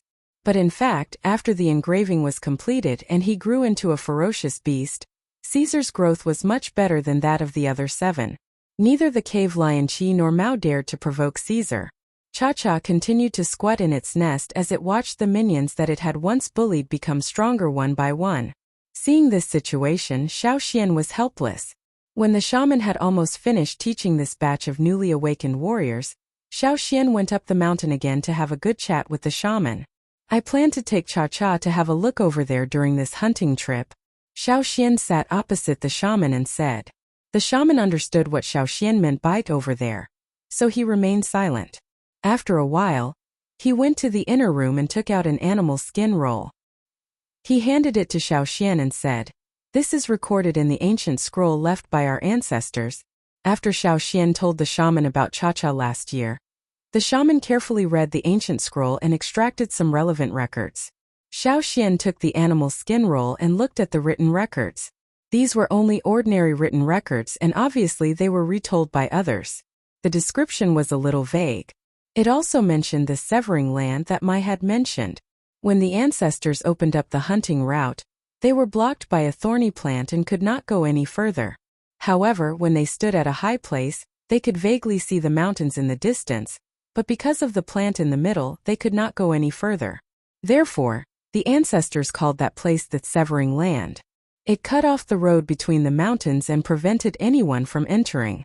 However, there were also some interesting things mentioned in the scroll. The shaman said that Cha-Cha was a giant mountain eagle, and the giant mountain eagles had their own belief and source of power. Xiaoxian did not know much about it before, so this animal skin roll had some information. It was said that the giant mountain eagle's power came from the snow abyss. It was a huge mountain covered in ice and snow all year round, so people called it the Eagle Mountain. Chief Ao once said that the giant mountain eagles came from the Eagle Mountain, but now it seemed that it was not true. The Eagle Mountain was the source of their power. As for whether it was the place where they were born, no one knew. A long time ago, the ancestors had only heard about the legends of the giant mountain eagles, but had never seen them with their own eyes. Some people said that the Eagle Mountain was the eagle's graveyard, while others said that the Eagle Mountain was the eagle's birthplace. There was not much information on the animal skin roll, so Xiaoxian finished reading it quickly. Is the place where Cha-Cha wants to go to the Eagle Mountain? Xiaoxian was puzzled. Maybe, the shaman said. After thinking for a while, Xiaoxian said, I still want to go with it. The shaman looked at Xiaoxian and was silent for a while. Then he said, it's very dangerous. You may not be able to come back. I know. Xiaoxian had made up his mind, so he would not change it. I'll have to trouble you to talk to Uncle Mai. The shaman did not try to persuade him again. He just sighed. Knowing that the shaman agreed with his decision, Xiaoxian grinned and bowed. Don't worry, I'll come back safely. The shaman felt his eyelids twitch. He waved his hand helplessly and signaled Xiaoxian to go out. It was the first hunt of the year, and there were several ferocious beasts in the team. Whether it was Ta or the 5 team leaders, they all wanted to perform well. Mai was excitedly discussing the upcoming hunt with Qiao when he heard the news brought by Xiaoxian. You want to go to the severing land? Mai's facial muscles twitched, and he said it word by word. He took a few deep breaths and clenched his fists. He wanted to beat up the person in front of him. He knew that Xiaoxian was not a person who would give up easily. Last year's promise was nothing. This time he directly asked the shaman for help, and the shaman agreed. What else could they say? No, it should be the mountain range on the other side of the severing land. Could be somewhere else. I just want to have a look and see why Cha-Cha always wants to go there. Xiaoxian explained. It would have been better if he did not explain. Once he explained, Xiaomai and his wife became more worried. They admired the warrior's fearless spirit, but it did not mean that they liked to see such suicidal things.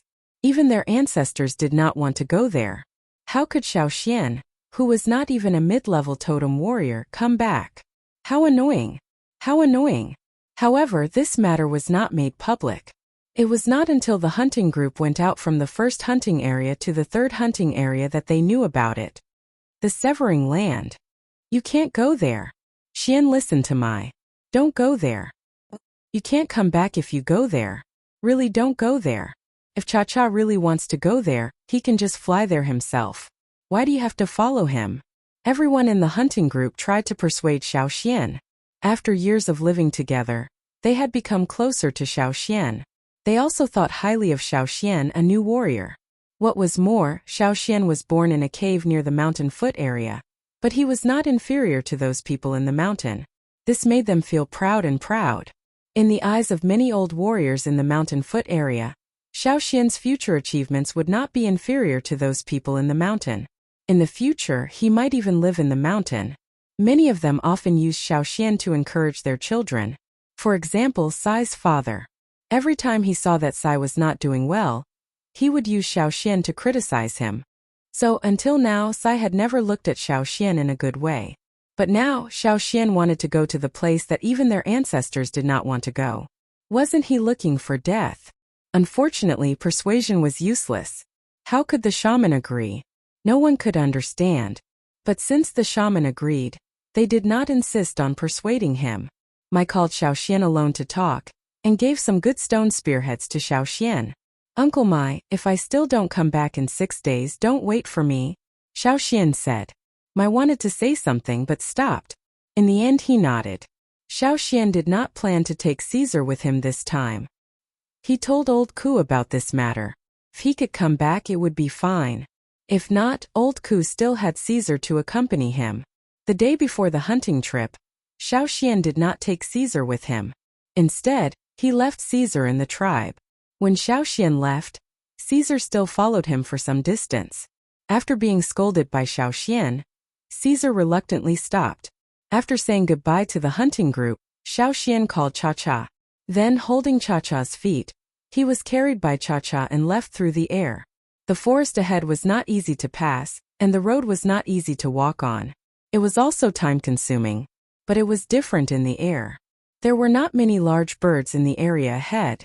When Cha-Cha stood on the ground, he was slightly taller than Xiao Xian's shoulder. Therefore, it was not too difficult for him to carry Xiao Xian. After flying through the forest, Xiao Xian found that there were fewer animals in the forest. Half a day later, Xiao Xian saw the Severing Land, mentioned in the ancient scroll. It was an expanse of brambles that were the color of rust. Brambles that were thick like water tanks and brambles that were covered in hard thorns that were like the tips of blades interweaved together, causing one to shrink back at the sight of it. It was like a terrifying forest that practically obstructed everything. In the gaps of the thorns near the ground, there were some small but dangerous creatures. Their blood-red eyes were like evil spirits, staring at every creature that flew over the thorns. Even the ferocious beasts in other parts of the forest would not set foot here. Looking at the endless brambles in front of him, and then looking at the quickly flashing figures in the gaps of the brambles, Xiao Xian decided to take a rest first. He would wait for Cha-Cha to accumulate his strength before flying over. Chapter 138. Before they set off, Xiao Xian had brought some jerky with him, but Cha-Cha liked to eat fresh. After Cha-Cha caught some prey and ate to its heart's content, it took Xiao Xian to fly again. Occasionally, a large bird would fly past this area.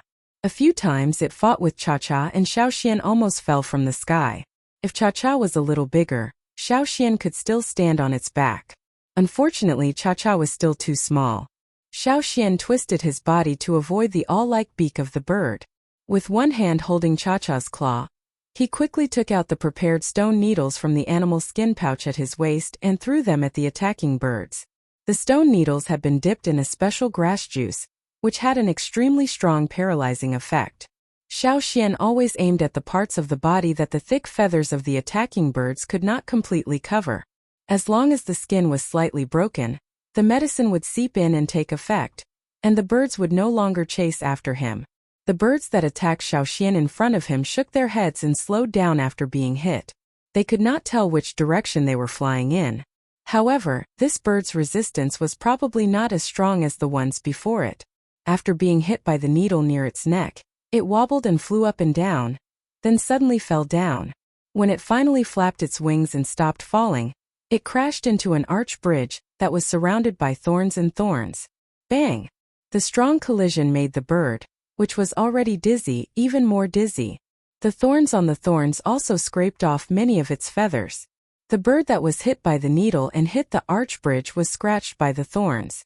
Blood dripped down drop by drop. In the thorns, the creatures that smelled the blood immediately became excited. They nimbly passed through the crisscrossing thorns and ran towards the source of the blood. When Xiaoxian looked down from above, he saw the figures that quickly passed through the thorns from all directions, converging towards the bird that was still fluttering in the thorns. The creatures that swarmed over quickly surrounded the flying bird. They looked like monkeys and their fur was the same color as the thorns. Most of them were only the size of 2 fists of an adult warrior, but they were very nimble. Even when they were in the thorns, they were very fast. The group of monkeys that lived in the thorns, densely packed, pounced on the bird and bit it. For a moment, Xiaoxian could only see a bloody mist exploding in that area. The blood splattered on the surrounding thorns. After it dried, it would probably be the same color as the thorns. Feathers floated in the bloody mist, one by one, and then slowly fell down. Some of the slower monkeys that could not squeeze in to enjoy the delicious meal wandered around the surroundings unwillingly. When they saw Cha-Cha flying in the sky, they screamed and waved their claws, as if they wanted to catch the bird in the sky. Not only Xiaoxian, even Cha-Cha, who had lowered his head to take a look, shivered. He seemed to have thought of the situation that he might encounter if he fell down. He flapped his wings vigorously, hoping to fly out of this place as soon as possible. "Don't let go, brother. If you let go, I'll die." Xiaoxian patted Cha-Cha's claws lightly. Screech! Cha-Cha responded and accelerated, flying towards the mountain range in the distance. Along the way, they encountered a few more birds. Fortunately, although the situation was dangerous, they safely flew over the thorns in the end. At dusk, the man and the bird finally landed on a tree. Both of them let out a long sigh of relief. No wonder the ancestors didn't want to get close to the severing land. Not to mention the tall, thick, and dense thorns, those monkeys could eat people quickly. Even a senior totem warrior could not fight against creatures that had a great advantage in numbers. Not to mention, this was only what Xiaoxian saw from the sky. Perhaps there were other creatures living in the thorns that had not been discovered yet. "You take a rest first. I'll be on guard."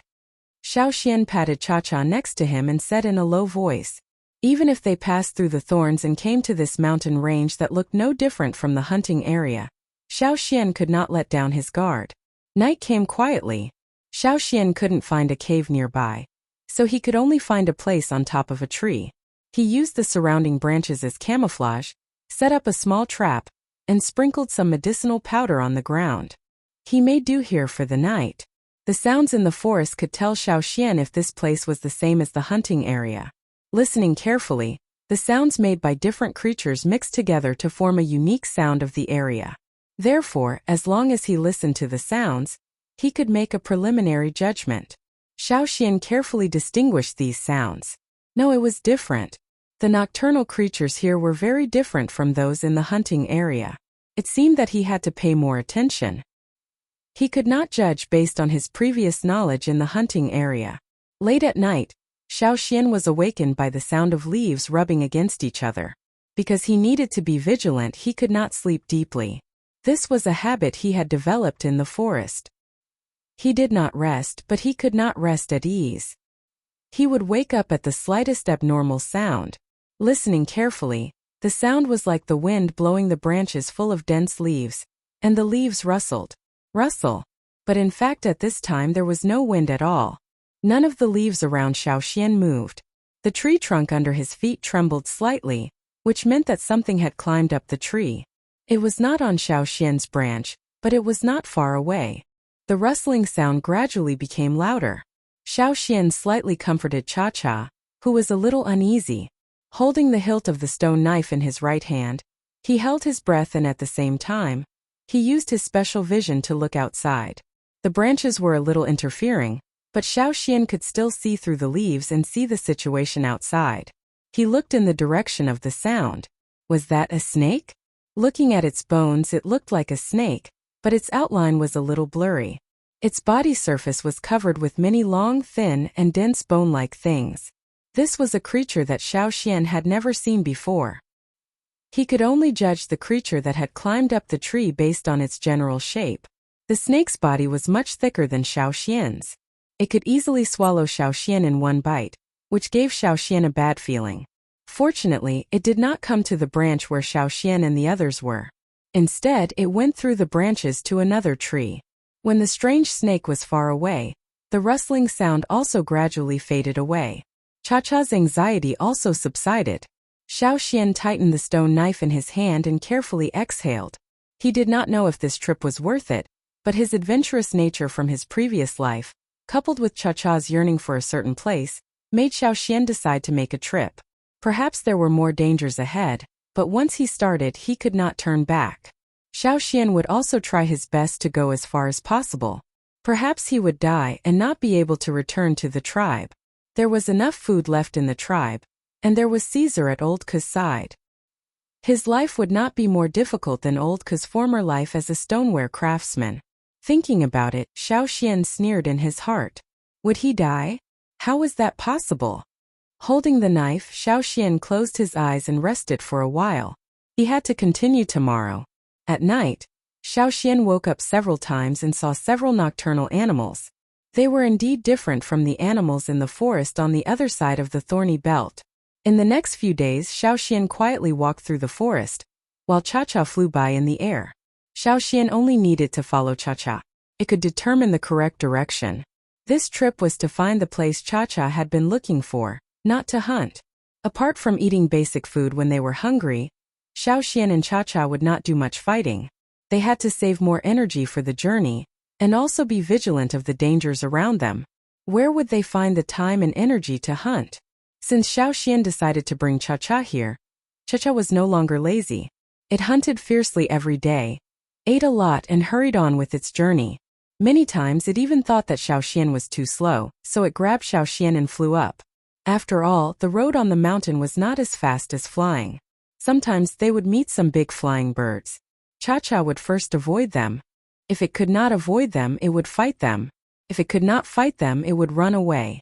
If it could not escape from them, it would lead them down and ask Xiao Xian for help. Just like that, they walked for 6 days straight. At this time, the hunting group that stayed in the third location did not see Xiao Xian, so they had to go back first. Xiao Xian did not expect that the place Cha-Cha wanted to go would be so far away. He and Cha-Cha had been walking for more than 10 days, but it seemed that they had not seen the end. During these 10 days, Xiao Xian and Cha-Cha almost fell into the stomach of the strange ferocious beasts in the forest several times. Both of them had many injuries. When they were seriously injured, they would find a cave and rest for 2 days. They could not rush at this time. They had to rest well and maintain a good state so that they could continue to move forward. Sneaking in this dangerous forest made Xiao Xian more sensitive to danger. At the same time, he became more skilled in hiding himself and his breath. Holding the scarred teeth knife, Xiao Xian moved his arm. His arm was broken when he dodged the saber-toothed beast, but it was not a big deal. He would feel better after a night's rest. The stone knives that he had brought with him were all broken. Xiao Xian had made some rough stone knives on the way, but they were all broken in the fight with the ferocious beasts. Now the only thing he had left was Old Ke's teeth knife. But judging from the condition of the teeth knife, it would not last long. In front of them there was a cliff about 100 meters high. Without Xiao Xian's signal, Cha-Cha had already flown down. Xiao Xian put the teeth knife into the animal skin bag around his waist, and grabbed Cha-Cha's claw with his other uninjured arm. Cha-Cha flew down the cliff with Xiao Xian. In front of them there was still a huge forest with no end in sight.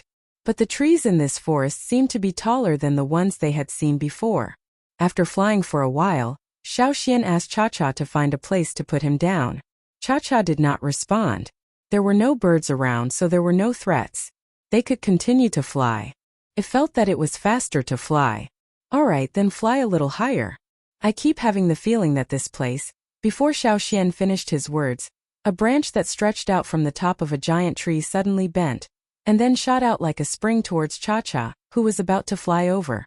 At the moment when the branch shot out, the branches and leaves on its body quickly contracted. The leaves closed and stuck to the branch, and the branch fell down and stuck to its body like scales.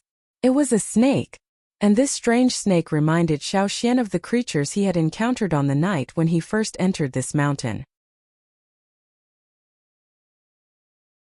Chapter 139. Be careful! Xiaoxian hurriedly shouted. The giant snake's body shot forward like a spring. The friction between its body and the air was like a strong wind, not giving Cha-Cha enough time to react. The distance of 10 meters was covered in the blink of an eye. Xiaoxian wanted to help, but they were in the air and his mobility was limited. He could only warn Cha-Cha. Unfortunately, it was too late. Cha-Cha heard Xiaoxian's words and wanted to fly higher. But something unexpected happened. He wanted to avoid it, but he was too late. The giant snake that shot forward bit Cha-Cha's wing. It was fine to fly with Xiaoxian in the air, but with the addition of the giant snake, Cha-Cha could only be dragged down. Screech Cha-Cha let out a long hiss unwillingly, and his body fell rapidly with the force. The giant snake carried Cha-Cha and landed on a tree, then fell down from the tree. Through layers of branches they slowed down, and finally landed on the ground covered in thick grass. It seemed that the giant snake was already familiar with this, as it did not worry about the danger of falling to its death. The branches that blocked its fall only slowed it down, but did not hurt it at all. Its skin would give it enough protection. The giant snake bit Cha-Cha's wing, and its body quickly wrapped around Cha-Cha. Prey must be strangled to death before eating. Screech Cha-Cha wanted to break free, but found that he could not loosen the snake's grip. Every time he struggled, the snake's body would tighten. This made Cha-Cha even more uncomfortable, and he could not even make a sound. After a while, he would not even be able to breathe. Xiaoxian, who was being held by Cha-Cha, let go of Cha-Cha's claws when the giant snake coiled around him. Without thinking, he took out his teeth knife and slashed down with all his might. With a bang, the knife landed heavily on the giant snake's body. Crack, crack. The sound of a tree branch being chopped and broken reverberated through the forest. Some of the fragments on the snake's tough and thick skin were sent flying by the slash. This was the knife Xiaoxian usually used when he hunted ferocious beasts in the hunting area. If the prey's skin was tough, he would quickly follow up with another knife. Using his full strength, he slashed continuously in one breath. Moreover, every slash was aimed at the same spot at the same time. Even if the beast's skin was tough, as long as the saber was still there, and the saber was still hard, he could break open a hole in this tough defense.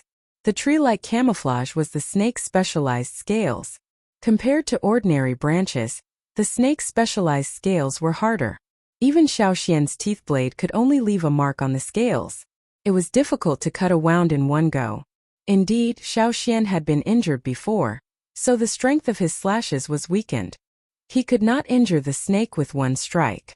However, the snake's skin was harder to deal with than the thorn-black wind's hard thorns. It was also a huge problem for Xiaoxian. However, if one strike was not enough, he would try again. If 2 strikes were not enough, he would try again. The teeth knife kept slashing, and the hard fragments of the snake's skin were sent flying. It was very painful. Like the fragments of an explosion, they scattered in all directions. He could not stop. He could not give the beast enough time to react. What's more, Cha-Cha was still caught by the snake. Xiaoxian needed to solve this problem as soon as possible. The longer he delayed, the closer Cha-Cha would be to death. Crack, crack, crack. There were 3 crisp slashes in a row, and the fragments of the snake's hard skin splashed. Along with the slashes, the weird snake's unique roar was heard.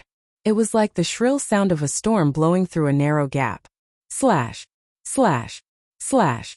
Xiaoxian had no time to care about the discomfort in his eardrum. He only focused on cutting the wound on the snake's body with his teeth knife. Every time he cut, the snake's thick and solid leather armor would crack deeper. The snake sensed Xiaoxian's intention and became angry. The specialized scales, which had shrunk, grew like leaves in spring. Except for the part where Cha-Cha was curled, the specialized scales on the other parts of the snake were erected and the leaves were completely unfolded. The whole snake was like a blooming flower on a stick. Its body, which was not small in the first place, suddenly expanded to twice its original size. On the strange snake face Xiao Xian had never seen before, a pair of cold eyes stared at Xiao Xian. Its brown forked tongue, which was like a tree branch, came out of its mouth. It twisted its thick body and swung its tail at Xiao Xian mercilessly. Xiao Xian had to temporarily stop slashing. He bent his knees and his body swayed slightly. His feet stomped heavily on the ground, and the plants under his feet instantly turned into a puddle of green mud. His figure bounced back to avoid the snake's powerful tail. After landing on the ground, he quickly jumped up and down a few times. Every time he touched the ground, his feet stomped hard, leaving deep marks on the ground. His figure was like the wind, quickly changing his position to avoid being caught by the snake. Then, without taking a breath, he swung his teeth knife and slashed at the same spot where he had slashed several times just now. Don't think that I can't see the scars on your branches just because you've bloomed. Slash. The branches and leaves that had exploded to block the opening were cut off by this slash. The blade did not stop and accurately chopped at the opening left by the previous slashes. It was another round of continuous slashes, not giving the snake any time to breathe. Even if the teeth knife was not sharp enough, it still posed a great threat to the snake this time. Poochie! Strange brownish-green blood spurted out from the wound. Even if it had a tough outer armor, the pain of flesh wounds and bleeding could not be avoided, even for a ferocious beast. After all, it was not a body of steel. The thick, tough leather armor had already been damaged, and the wound was still deepening.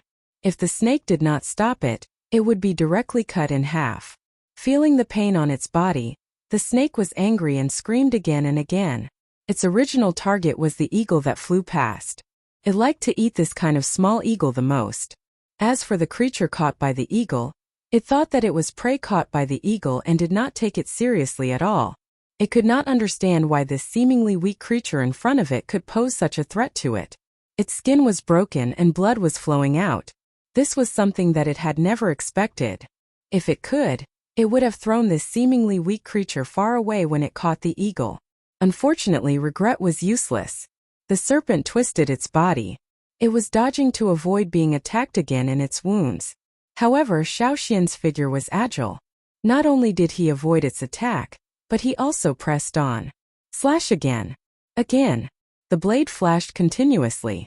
The wound on the snake's body became bigger and bigger, and more brownish-green blood flowed out. In the end, the snake chose to give up on the prey in its hands. It retracted its branches and leaves, threw the eagle down, and dragged its injured body away quickly.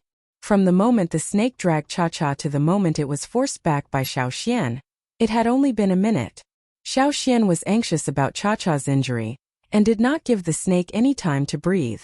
This was why he was able to finish it in such a short time. On the other hand, Xiao Xian exploded with more power than usual in a short time. Looking at the snake's escaping figure, Xiao Xian panted and did not chase after it. After the snake threw Cha-Cha down, he quickly ran over to check on Cha-Cha's injuries. Cha-Cha's wings were injured, and there were some fractures. It could only flap weakly a few times and would not be able to fly for a while.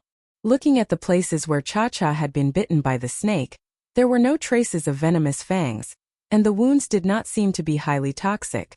Xiao Xian breathed a sigh of relief. Fortunately, there was no poison. After solving the problem just now, Xiao Xian thought to find a safe place to hide with Cha-Cha to recuperate. When the man and eagle recovered, they would fly over in the air. This place was probably much safer in the air. Of course, they had to fly high. They could not give these strange snakes a chance. The snake just now was not the one Xiao Xian encountered that night. Therefore, there were many snakes like this in this forest. No wonder they did not see any other birds in the sky when they flew over. They probably all entered the stomach of these strange snakes. As he was thinking, Xiao Xian's movements became sluggish. Even Cha-Cha, who was flapping its wings in frustration, stopped. Hiss, hiss, hiss, hiss. Above his head, that familiar sound was heard again. Cold sweat dripped from Xiao Xian's forehead. All the muscles in his body were tense. In that short minute just now, Xiao Xian had almost exhausted all his strength. He was still in a state of exhaustion. Before coming over, he had already gone through a battle and injured his arm. Just now, he had gone through another battle. He thought that he would have a buffer, But he did not expect that this forest would not give him enough time to catch his breath. Xiaoxian turned around, his back facing Cha-Cha. He raised his head and looked in the direction of the sound. In the forest of giant trees, looking up from the ground, the lush branches and leaves were all that could be seen, covering the sky and the sun. It was as if the little bits of sunlight that seeped through were charity. As for the place where the giant snake had dragged Cha-Cha down, because of the broken branches along the way, more yangguang leaked down. Combined with the surrounding environment, it was like an abrupt light pillar, extremely eye-catching. At this moment, Xiaoxian and Cha-Cha were standing in this light pillar. The yangguang illuminated this place, making it much warmer than other places in the forest. If it was in the tribe, being exposed to this kind of yangguang would not be enjoyable. When it was peaceful and warm, it would almost make people close their eyes in comfort. However, at this moment, whether it was Xiaoxian or Cha-Cha, they could not feel this kind of warmth. On the contrary, they only felt that they were in the coldest winter snow. In the distance, in the dark forest, there were no other living creatures, not even flying insects. Above them, two thick branches became bent and then slid down along the trunk. Bang! A slight and short muffled sound, the same as the one Xiaoxian heard in the air. The two giant snakes had already put away the specialized scales that were used as camouflage. They slowly moved towards Xiaoxian, as if they were not worried that their prey would escape. With one in front and one behind, Xiaoxian and Cha-Cha were sandwiched in the middle. Thump thump, thump thump. Xiaoxian listened to his thundering heartbeat, his palms sweating. His grip on the stone knife did not tremble. Xiaoxian's mind raced as he tried to think of a solution.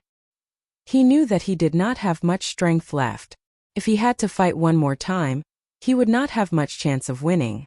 Even if he risked his life to fight one more time, there would still be some hope. However, there were now two of them, and these two were not smaller than the one he had just cut off.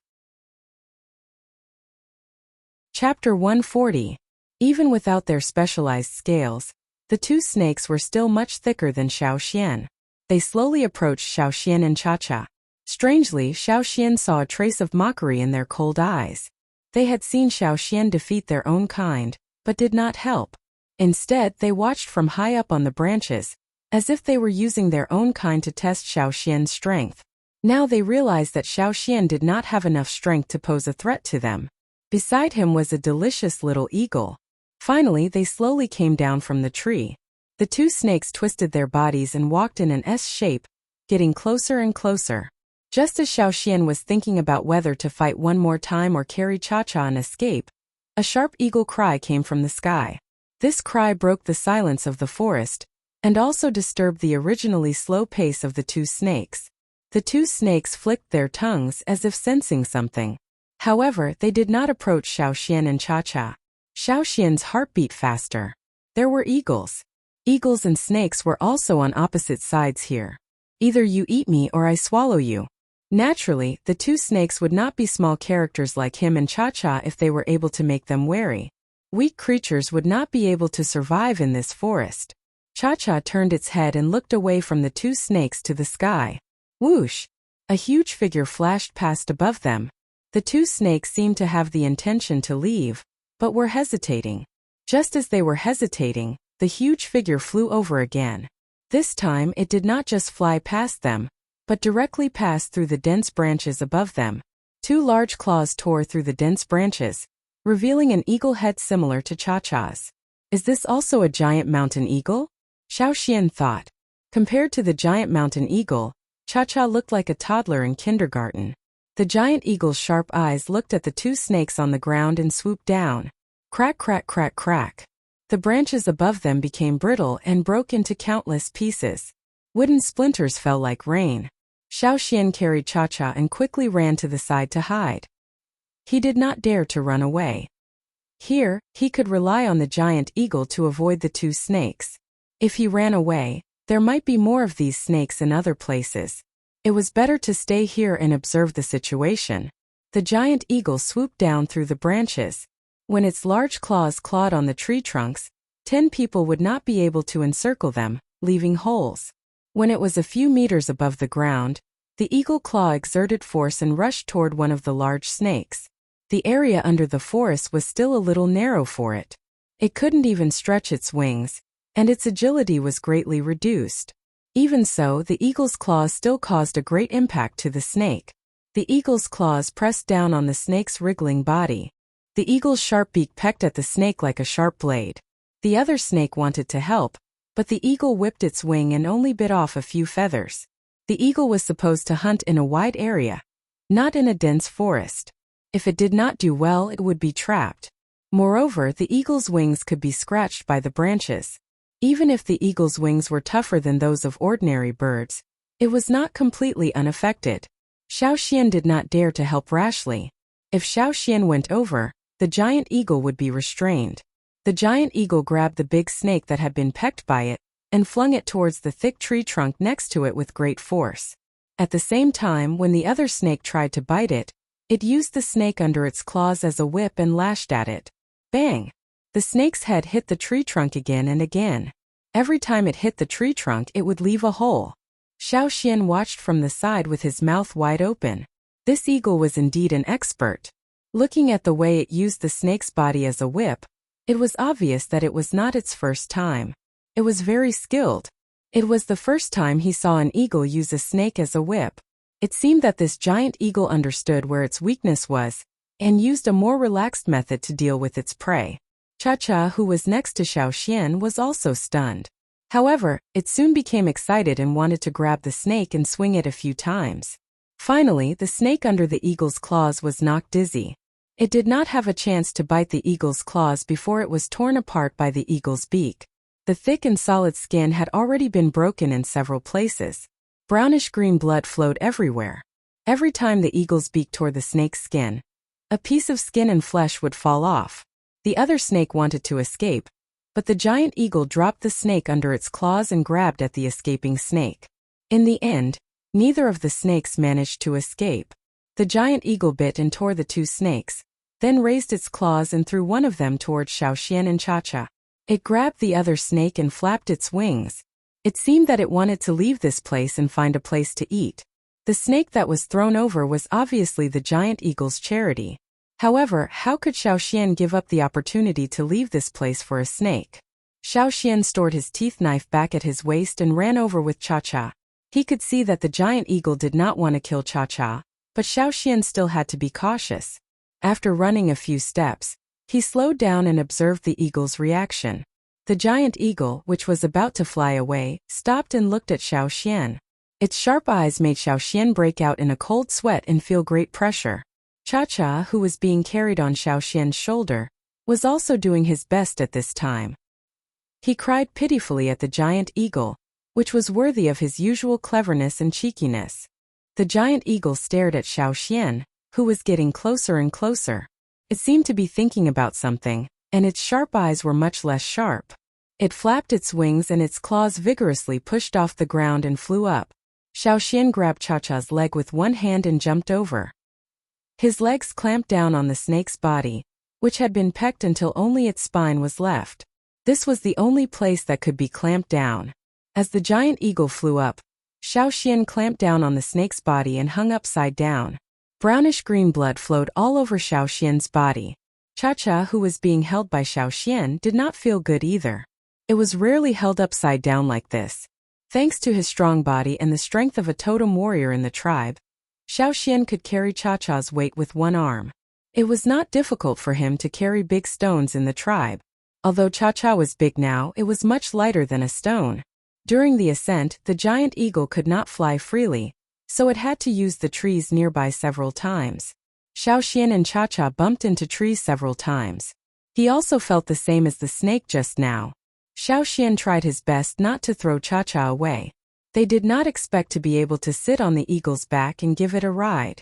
This eagle had a good temper. It was not related to Cha-Cha by blood, so it did not show any affection. It was just a little friendly. Xiaoxian could not push it anymore. If he angered it, he and Cha-Cha might end up in the eagle's mouth. In the world of ferocious beasts, the same kind was nothing. They could still be eaten. After rushing out of the forest, it was much easier. Xiaoxian felt that even his breathing became easier. The giant eagle flew higher and higher, far away from the top of the forest. This was an experienced giant eagle, Unlike Cha-Cha, who was a rookie, the scenery on the ground became smaller and smaller. Xiao Xian's field of vision also became wider. He could see the mountains in the distance and the green forest. Xiao Xian, who was brought high up in the sky, finally had time to observe the giant eagle. Xiao Xian did not notice it before, but now that he observed it carefully, he found that the giant eagle's condition was not as good as he had imagined. There were some fragments on its claws that were about to fall off. The toes on its claws were also broken in 2 places and were bleeding. This was caused by the fight with the 2 snakes just now. Looking at its flying posture, it was not as fast as before. The flapping of its wings was also a little clumsy, as if it was withstanding a great weight.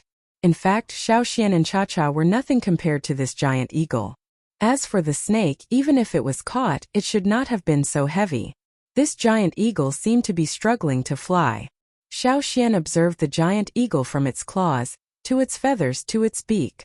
Because Xiao Xian often faced Cha-Cha, when he looked at this giant eagle that looked similar to Cha-Cha, he found that its beak was more curved than Cha-Cha's. This kind of beak was not good for pecking prey. Was it sick? Or was there another reason?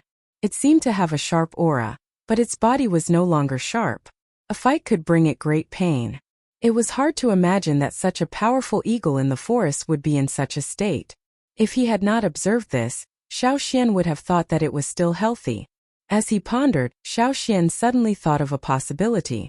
Could it be that this eagle was already old? He just did not know how old it was. How long would it take for Cha-Cha to grow to this size? A few decades? A few hundred years? Or even longer? The mountain range was getting closer and closer. Xiao Xian had never been here before. Moreover, the giant eagle was flying in the direction that Cha-Cha had flown to. Could it be that Eagle Mountain was over there? However, Xiao Xian did not see any other giant eagles here. If it was Eagle Mountain, why was there no eagle? It seemed that Eagle Mountain was not here, but somewhere even further away. Xiao Xian thought to himself. This place was only a temporary resting place for the giant eagle. As it approached the mountain, the giant eagle began to flap its wings vigorously to pull itself up. This time the feeling of heaviness was even more obvious. Even if Cha-Cha was carrying Xiao Xian, it would not be so heavy. The giant eagle finally landed on the edge of a cliff, and the strange snake was thrown to the ground. Xiao Xian also jumped down from the strange snake and carried Cha-Cha to the side. Xiao Xian did not touch the snake. It was the giant eagle's prey. Most fearsome beasts had a strong sense of monopolization over their prey, and would fight to the death with anyone who tried to snatch it. Cha-Cha also did not go over, and quietly stayed at the side with Xiao Xian. Xiao Xian touched the animal skin bag on his body. There were 2 small pieces of jerky and they were a little hard. He gave one to Cha-Cha and ate the other one himself. Cha-Cha looked at the jerky in Xiao Xian's hand and was a little hesitant. It did not like this kind of meat. However, in this place it had no choice. It could only recover after eating something. Bang! A piece of bloody snake meat was thrown in front of Cha-Cha. Cha-Cha looked at the giant eagle that was still pecking at its food, and then looked at the fresh snake meat in front of it. It did not eat Xiao Xian's jerky. Xiao Xian retracted his hand and gnawed on the jerky while thinking. This giant eagle had a good heart. We're all old people like this. Chapter 141. After staying at the edge of the cliff for 2 days, Xiao Xian's body had almost recovered, and the injury on his arm had also recovered. However, Cha-Cha's recovery ability was not as strong as Xiao Xian's, so it took him more than 10 days to recover. What surprised Xiao Xian the most was that the giant eagle had also stayed at the cliff for 10 days. It did not have a nest here, and it was just a passerby. Every day, after eating its fill, it would stand on a high rock and rest. It had no intention of leaving immediately, and every day it would share some of the prey with Cha-Cha. In these 10 days, Cha-Cha's tiredness was dispelled, and its mental state was greatly improved. These days it did not have to worry about food at all, just focused on recovering. Xiao Xian went down the mountain to hunt. Without Cha-Cha's help, it would be troublesome to go down the mountain. The giant eagle would not give Xiao Xian a ride. In addition to food, Xiao Xian also found some herbs and applied them on Cha-Cha's wounds. Originally he wanted to see if the giant eagle needed help, but seeing that it was very resistant, Xiaoxian temporarily gave up the idea. When Cha-Cha could fly again, the giant eagle did not plan to stay. The giant eagle was going to take Cha-Cha in that direction. Xiaoxian did not know if he should follow, stay, or go back directly. With this giant eagle, Cha-Cha should be a lot safer. However, after Cha-Cha flew, it called out to Xiaoxian, indicating that Xiaoxian should hurry up and follow. Xiaoxian smiled. Forget it, he would continue to follow. It would be nice to see the legendary Eagle Mountain. He put back the teeth knife in his hand and ran for a while. Then he jumped and caught Cha-Cha's eagle claw flying towards him.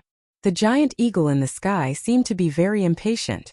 It circled in the sky and called out a few times, urging them to hurry up. Let's go, Xiaoxian said. Swoosh, with a carefree cry, Cha-Cha flapped its wings and chased after the giant eagle. This time Cha-Cha had learned his lesson. He did not get too close to the trees in the forest. He maintained a certain distance, afraid that he would be attacked again. The flying posture of the giant eagle seemed to be more difficult than it was 10 days ago. The heaviness was more obvious, but even so, it was still fast enough for Cha-Cha and Xiaoxian. Cha-Cha could barely keep up. They would fly during the day and find a place to settle down at night. Before they settled down, they would grab some food and bring it to a high cliff to eat quietly. There was no lack of mountains in this area. Sometimes they would meet other creatures living in the mountains. Most of the time it was the giant eagle that was fighting, while Xiaoxian and Cha-Cha were cheering it on. They would be a hindrance if they went there. Every time the giant eagle fought with other ferocious beasts, Xiaoxian noticed that the injuries on its body increased. The condition of its claws, beak, and feathers was worse than when he first saw it. Only its pair of eagle eyes were so sharp that he couldn't look directly at it. With such a giant eagle as their escort, the birds along the way did not dare to provoke them, which saved them a lot of trouble. It had been nearly 30 days since they left the third hunting base, but they still had not seen their destination. However, Xiaoxian could see the changes in Cha-Cha and the giant eagle's attitude from their behavior. They were excited and their eyes were eager. Even the giant eagle, who looked like an elder, could not wait. They were almost at their destination. On this day, the two eagles, one big and one small, continued their journey. Xiaoxian looked at the surrounding scenery. In front of them there was a long dragon-like mountain range. This mountain range was very high, which reminded Xiaoxian of the second hunting base. Most of the birds were blocked by the mountain range. Every time they encountered such a mountain range, they would see a different scenery after climbing over it. The peak of the mountain range was covered by clouds, and they could not see the top. They could only see a large area of snow under the clouds. The giant eagle began to climb up, and Cha-Cha followed closely. They wanted to climb over the mountain. Along the way they had climbed over many mountains, but this time the challenge was even greater. The higher they went, the more difficult it was. It seemed that there was a force that pushed back any creature that flew up. After flying for a while, Cha-Cha was obviously tired, and it rested on a protruding rock. Cha-Cha, follow it and fly up. I will stop here. Xiaoxian touched the feathers on Cha-Cha's head and said. Cha-Cha dodged Xiaoxian's hand, flapped its wings, and used its claws to grab the rock next to it. Are you being stubborn again? I will wait here. After thinking for a while, Xiaoxian asked again, will you come back? Cha-Cha answered and continued to grab the rock. That's good. But it will take too long, so I will go back by myself. Xiaoxian planned to train in this area. There were many species here that Xiaoxian was unfamiliar with. Perhaps he could find some rare and precious herbs that were recorded in ancient scrolls. He always stayed in the tribe, and every time he went out, he would only take the same route. After a long time he was tired. This time it was a good opportunity to see this unfamiliar place. He wanted to see the so-called Eagle Mountain, but Cha-Cha was still too small.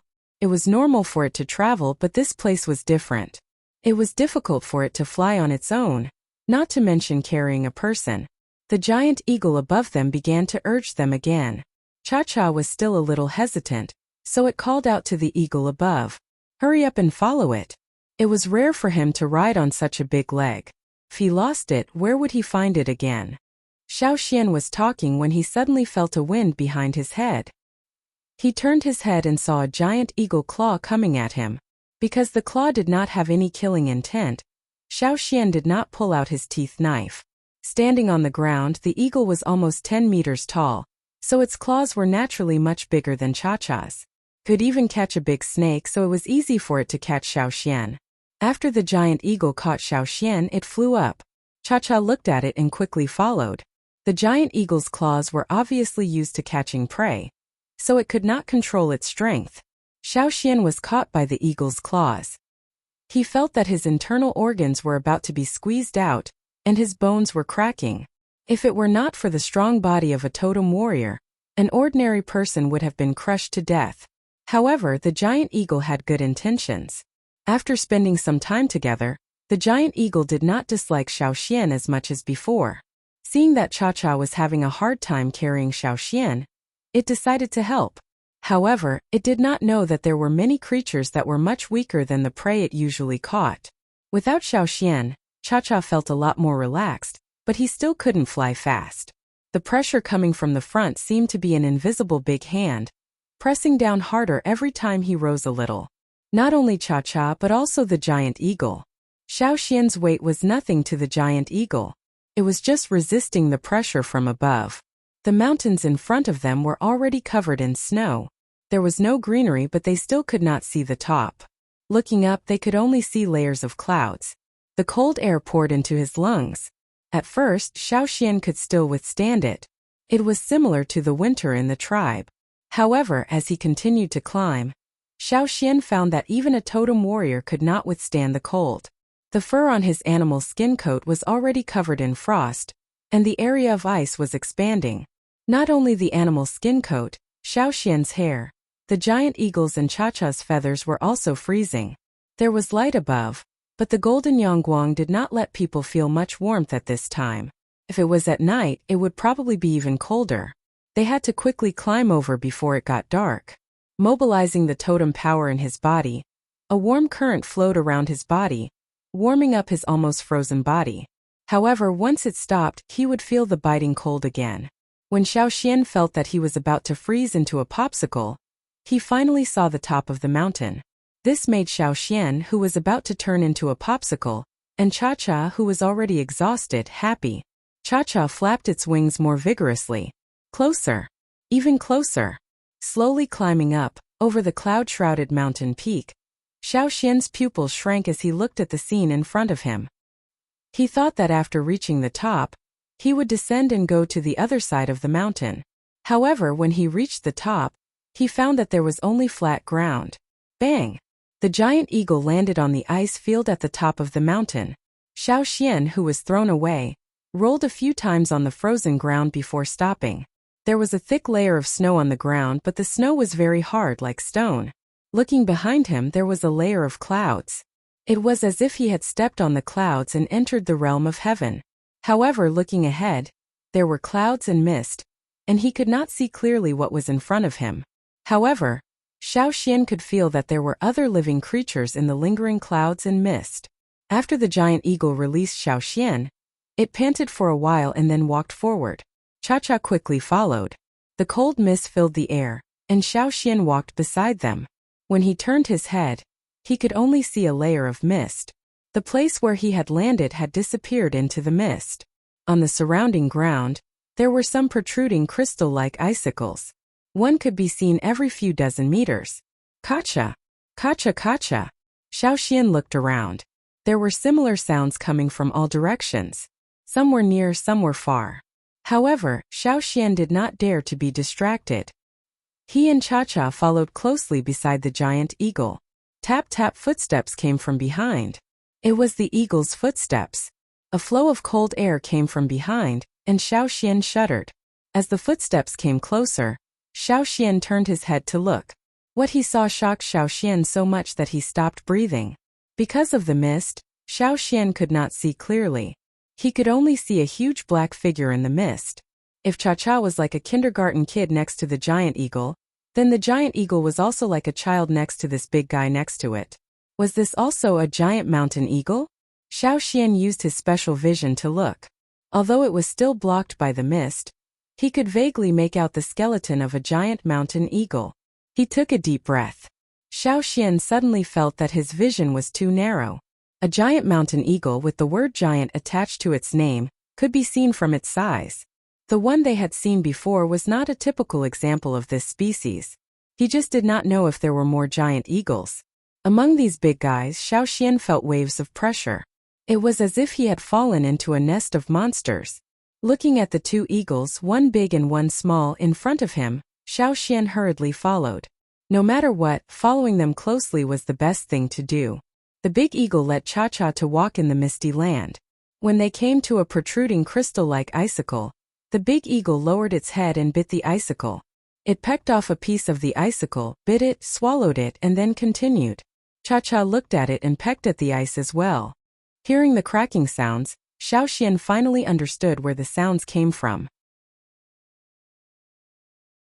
Chapter 142. Xiao Xian thought they would pass through here. But to his surprise, they found a place and stopped. When they were hungry, they gnawed on the icicles next to them, and then continued standing there, as if they were waiting for something. The energy contained in the crystal-like icicles was not as pure as that of the fire crystals, and the energy stored in them was far less than that of the fire crystals. However, these icicles were the food that kept the giant mountain eagles alive. Xiao Xian pried a piece off with his teeth knife and tried to bite it. It was too hard and barely edible. However, compared to the giant eagles, Xiao Xian could only scrape off a little bit. Although the icicles were cold, and Xiao Xian's hairs shivered when he bit them, the energy he gained from the icicles enabled Xiao Xian to operate his totemic power for a longer period of time. That was why he did not freeze to death. It was no wonder that Cha-Cha was not afraid of the cold at all, even when it was winter in the tribe. Compared to the extreme cold here, the winter in the tribe was too warm for the giant mountain eagles. In the following days, Xiao Xian saw many more giant mountain eagles, except for the giant figure he saw when he first arrived on the frozen plateau. Some were as big as the eagle that brought them here, and some were several times bigger than the one that shocked Xiao Xian on the first day. Was this the mountain the giant mountain eagle mentioned? Was this the Eagle Mountain? Xiao Xian guessed. These giant mountain eagles came here as if they were going to the market, but they were not in a hurry to leave. None of them fought with each other, and they all waited here obediently. Even Cha-Cha, who was usually very energetic, became unusually well behaved. Every day he stayed close to the giant mountain eagle that brought them here. Ever since it hatched, it was the first time it came to such a place. Being able to find this place and having a strong sense of longing was completely due to the nature of its bloodline. Days passed and Xiao Xian did the same thing every day. When he was hungry, he would eat some ice like the giant mountain eagles. Then he would sit quietly beside the two eagles, one big and one small, and operate his totemic power to resist the cold. At first, Xiao Xian's teeth were chattering. The animal's skin coat he wore was not thick enough to keep him warm. Xiao Xian's face was pale, and his breathing was slow. At night, he shivered all over and could not sleep. He felt like he was about to become one with the icicles. All he could do was operate his totemic power over and over again. Cha-Cha was not much better than Xiao Xian. It was the first time it's faced in such a harsh environment, and it's not fully adapted or mentally prepared. In contrast, the big eagle beside him and the other giant mountain eagles around him were like old monks in meditation, as if they could not feel the cold. They were already used to it. At first, Cha-Cha wanted to squeeze under the giant eagle's wing to get some warmth, but it was mercilessly pushed aside. Could only stay close to Xiao Xian. They were in the same boat, shivering in the cold fog. Gradually, Xiao Xian began to adapt. Even when he was sleeping, his totemic power would operate on its own, tirelessly warming up his almost frozen body again and again. Cha-Cha was worthy of being a giant mountain eagle. Even if it was not used to it at first, it was getting a lot better these days. Xiao Xian used his teeth knife to carve a mark on an icicle next to him, to record the number of days that had passed. During this process, Xiao Xian found that these icicles could actually grow on their own. The mark that was carved 20 days ago had risen a little after 20 days, and the icicles had also become thicker. The bite and gouge marks made by the two eagles and Xiao Xian were gradually becoming shallower. No wonder those giant eagles could still see so many icicles on the ground. They could grow on their own. What a strange place. Ta, ta, ta, ta. The sound of footsteps came. It sounded like a giant eagle, but its footsteps were slightly heavy. As the footsteps came closer, The effect of the fog became a lot fainter. The tall figure walked past Xiaoxian, which allowed Xiaoxian to see its body clearly. However, he could only see its claws clearly. Above that, the fog still blurred his vision. He could not see the upper part of its body clearly. This should be a very old eagle. Perhaps it used to be an overlord. It had challenged the threats of nature countless times, and had been provoked by its own kind and other beasts. It had once ruled the sky and soared in the sky, but now it was old. Its sharp claws had become blunt, and there were many fragments on its toes, as if they were about to fall off. Its feathers had become sparse, and there were many wounds on its legs, big and small, of different depths. This situation was very similar to the giant eagle that brought them here. The giant figure walked past them at a close distance. Its claws could easily cover Cha-Cha under its feet. When it walked past, its wings shook, making Xiaoxian feel that the sky above his head was dark for a moment, completely blocking out the light. Cha-Cha and the giant eagle raised their heads to take a look. Then they withdrew their gazes and continued to be in a daze, perhaps deep in thought. The giant figure gradually walked away until it completely disappeared in the fog. 20 days, 30 days. On the 40th day, the surrounding giant mountain eagles were no longer silent. They began to become active. Sometimes they would call out a few times, and there would be a series of echoes from other places. These days, more and more mountain eagles came to the ice field. Every day, Xiaoxian could see figures of different sizes passing by. There was a small eagle about the same size as Cha-Cha. Probably came with its parents. It walked next to the two giant figures. When it saw Xiaoxian, it curiously approached him, but was called back by its parents. The fog was thinning. Yangguang passed through the fog and gradually became clear. On this day, when the sun rose and shone on the high ice field, Xiaoxian found that the fog around him had completely dispersed. Around him there were many figures of different sizes. The small ones were about the same size as Cha-Cha, and the big ones were as big as mountains. One by one, they completely blocked Xiaoxian's vision. Xiaoxian was among them. He was like an outsider who had intruded into this huge group. He was so small that the giant eagles did not even bother to look at him. Xiaoxian did not know where so many giant beasts had been active. He had lived in the tribe for several years. He had followed the hunting team out to hunt, and even followed the advance group to find Cha-Cha's Greenland. But he had never seen so many giant eagles. They were not exactly the same. Some had different patterns and colors, but they all looked the same. They belonged to the giant mountain eagle species. Perhaps they came from all over the continent, or perhaps they had gathered in one place. But no matter where they came from, they were all gathered here at this moment. Jiao Jiao, the eagle's cry seemed to come from far away. It sounded like there was more than one eagle. It sounded like a group. It resonated with the echoes. The group of eagles cried together. The sound was getting closer and closer. Whoosh! A huge figure flew into the air, flying over the many giant mountain eagles standing on the ice field. It had a sharp beak, sharp claws, powerful wings, and a proud figure. Its entire body exuded a sense of freedom, and it was bold and unrestrained as it soared. This figure covered a large part of the sky above Xiaoxian's head. The originally clear golden Yangguang was completely blocked. This was only the beginning. Behind it there was 1 to 100. A group of giant mountain eagles followed closely. They also flapped their powerful wings. They were light and swift, unruly and heroic. Their flying movements exuded a sense of obvious excitement and pleasure. Compared to the old, weak, sick and disabled standing on the ice field at this moment, they were like strong and healthy experts, full of vitality.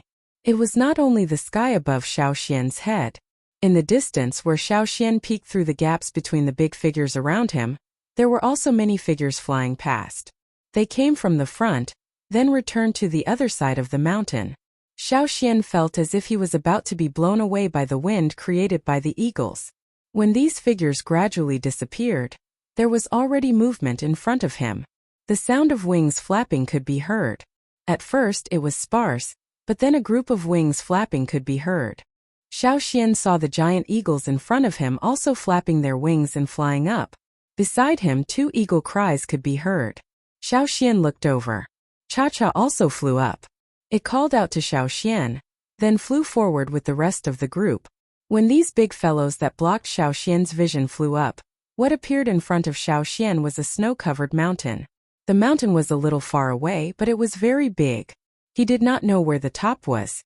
Xiaoxian had thought that this mountain was high enough, but he found that there was another mountain higher than the one before. Under the golden Yangguang, the snow-white mountain in the distance emitted a halo like holy light. It was aloof and independent. Standing on the ice field, Xiaoxian quietly looked at the huge snowy mountain in the distance, feeling the throbbing in his soul. Under such circumstances, he suddenly felt like he was on a pilgrimage. Thousands of eagles flew together towards the snow-white mountain. What was ahead? Xiaoxian also walked in that direction. His footsteps became faster and faster, and his legs that had not moved for a long time gradually became more flexible. In the end, he directly ran. Cha-Cha and the giant eagle's figures quickly merged into the group of eagles. There were too many of them, and it was impossible to tell which was which. Xiaoxian followed the group of eagles forward. Then, he saw the giant eagles fly up one by one and fall down, disappearing from the edge of the ice field. The ice field was at the edge, but in front of it was a bottomless abyss. The group of eagles flew down from the top of the ice field into the abyss. Although they were flying down, they were still heading towards the snowy mountain. The snow-white mountain in the distance, whose bottom could not be seen and whose top could not be seen, stood there proudly. This was the Eagle Mountain. This time Xiaoxian was very sure. Xiaoxian stood at the edge, watching the group of eagles disappear into the abyss. After an unknown period of time, the fog that had dispersed began to gather again. The gathering fog blocked Xiaoxian's vision. Everything returned to the previous situation. Chapter 143. Xiaoxian was the only one left on the vast ice field. It was very quiet all around. Although the surroundings were usually covered in fog and he couldn't see far, from time to time he could still hear the cries of eagles of different sizes, or the sounds of giant beasts walking back and forth, or the sounds of them gnawing on the icicles. But now, the sounds that he had heard every day in the past had all disappeared. Xiaoxian had a feeling of isolation. However, even without those giant eagles, he still wanted to take a good look at the ice field. After coming here, he didn't dare to wander around because of the giant eagles. Now that the eagles had flown away, he didn't have to worry about them. Even if his vision was limited, he had already memorized the rough terrain within his field of vision while the fog was dispersing. As long as he was careful, there shouldn't be any problems. Xiaoxian walked on the ice field at the top of the mountain. Because of his usual habit, he walked very quietly, and now that the surroundings were very quiet, Xiaoxian subconsciously slowed down his movements. Although he was cautious, his speed wasn't slow. In front of him was the abyss of the cliff where the eagles flew down. Xiaoxian naturally didn't walk forward, but instead walked horizontally along the ice field. In order to avoid accidentally falling into the abyss, Xiaoxian kept a distance from the edge. He already had an idea of the length of the abyss, but he didn't know how far it was horizontally. Even when the fog was dispersing, Xiaoxian still couldn't see the edge. There were some large footprints on the ice field, and the icicles were full of pecking marks. Some of the marks were large, some small. Along the way, Xiaoxian saw a few gigantic icicles. These gigantic icicles would naturally attract the attention of the larger giant eagles. Just look at the marks on the icicles. Most of the pecking marks were on top of the icicles, and it was hard to see further up. Closer to the ground, there were only a few small pecking marks or no pecking marks. The giant eagles wouldn't always lower their heads to bite. Xiaoxian was walking when he suddenly heard a hissing sound. It wasn't loud, but because the surroundings were too quiet, the sound was more obvious. This wasn't the sound of the giant eagles walking. When the giant eagles walked here, most of them had a heavy feeling and were very generous, not avoiding anything. But at this moment, this sound made Xiaoxian feel a sense of caution. The sound was getting closer and closer. Xiaoxian hid behind a huge icicle, carefully paying attention to the creatures in the fog that were getting closer and closer. Gradually, Xiaoxian saw a long figure in the fog. Snake? No, it wasn't a snake. It was not as long as a snake, and the way it moved was different from a snake. It looked more like a worm. Stone worm? Stone worms were commonly seen in mountainous and rocky areas. But soon Xiaoxian knew that he was wrong. This wasn't a stone worm, but a fleshy worm that was very similar to a butterfly's larva. This worm was thicker than Xiao Xian's thigh. It was nearly 4 meters long and snow-white. It had a round head and a constricted neck between its head and body. It didn't look any different from other butterfly larvae except for its larger size. But if one looked closely, they would find many differences. Many butterfly larvae that Xiao Xian had seen in hunting grounds had 3 pairs of thoracic feet, 4 pairs of abdominal feet, and 1 pair of tail feet. But the one in front of him had 3 pairs of thoracic feet, 3 pairs of abdominal feet, and 3 pairs of tail feet. The thoracic feet and tail feet were very similar, but the abdominal feet were different. The thoracic feet and tail feet had hooks at the front, while the abdominal feet had suction cups. The hissing sound that Xiao Xian heard just now was the sound of it crawling on the ice field. It was a very strange worm. Xiao Xian didn't expect to see such a creature in such a cold place. Generally speaking, they should live in warmer areas. Xiao Xian didn't know if this worm had any attack power. He just stood quietly behind the icicle, observing the snow-white worm that was crawling closer and closer. It crawled for a while, then stopped. Then it used its abdomen and tail feet to prop itself up, as if it was trying to identify something. Then it determined a direction and continued crawling. At this time it was heading in Xiao Xian's direction. Was he discovered? Xiao Xian was vigilant, his hand silently reaching for the hilt of his sword. But the worm stopped in front of the icicle, and then Xiao Xian heard a small crunching sound. Feeling the vibration from the icicle, Xiao Xian knew that the worm was gnawing on the icicle. Its target was only the icicle, and it didn't notice Xiao Xian. Xiao Xian and the worm, one was on one side of the icicle, the other was on the other side. Xiao Xian didn't stick his head out to observe. He just relied on his hearing and the vibration from the icicle behind him to judge the worm's general behavior. The crunching sound lasted for about 2 hours. The worm changed its location and went to look for other icicles. Xiao Xian quietly followed. Sometimes, without the icicle's cover, as long as Xiao Xian was careful, the worm wouldn't notice Xiao Xian. In its eyes, it didn't seem to care about anything else. It was only focused on looking for food. Xiao Xian found that the worm chose the thick icicles.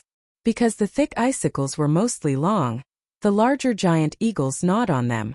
Most of them were gnawed on the top of the icicles, and the ones near the ground were rarely gnawed. And the worm's target was the thick icicles near the ground, where the giant eagles didn't gnaw on them. Was it a neat freak? Or was it afraid of the smell left behind by the giant eagles? Xiao Xian didn't know. However, after figuring out its preferences, Xiao Xian became more skillful when following it. Looking at the traces left by the worm on the icicles, Xiao Xian found that the worm ate much faster than he did. Its bite force didn't lose out to the giant eagles. It was just that each bite was very small and it ate quickly, so the crunching sounds were very dense. When the surrounding light became dimmer and dimmer, and it was almost dusk, the worm stopped looking for food and went back to where it came from. Xiao Xian still followed it. The further they went, the thinner the fog became.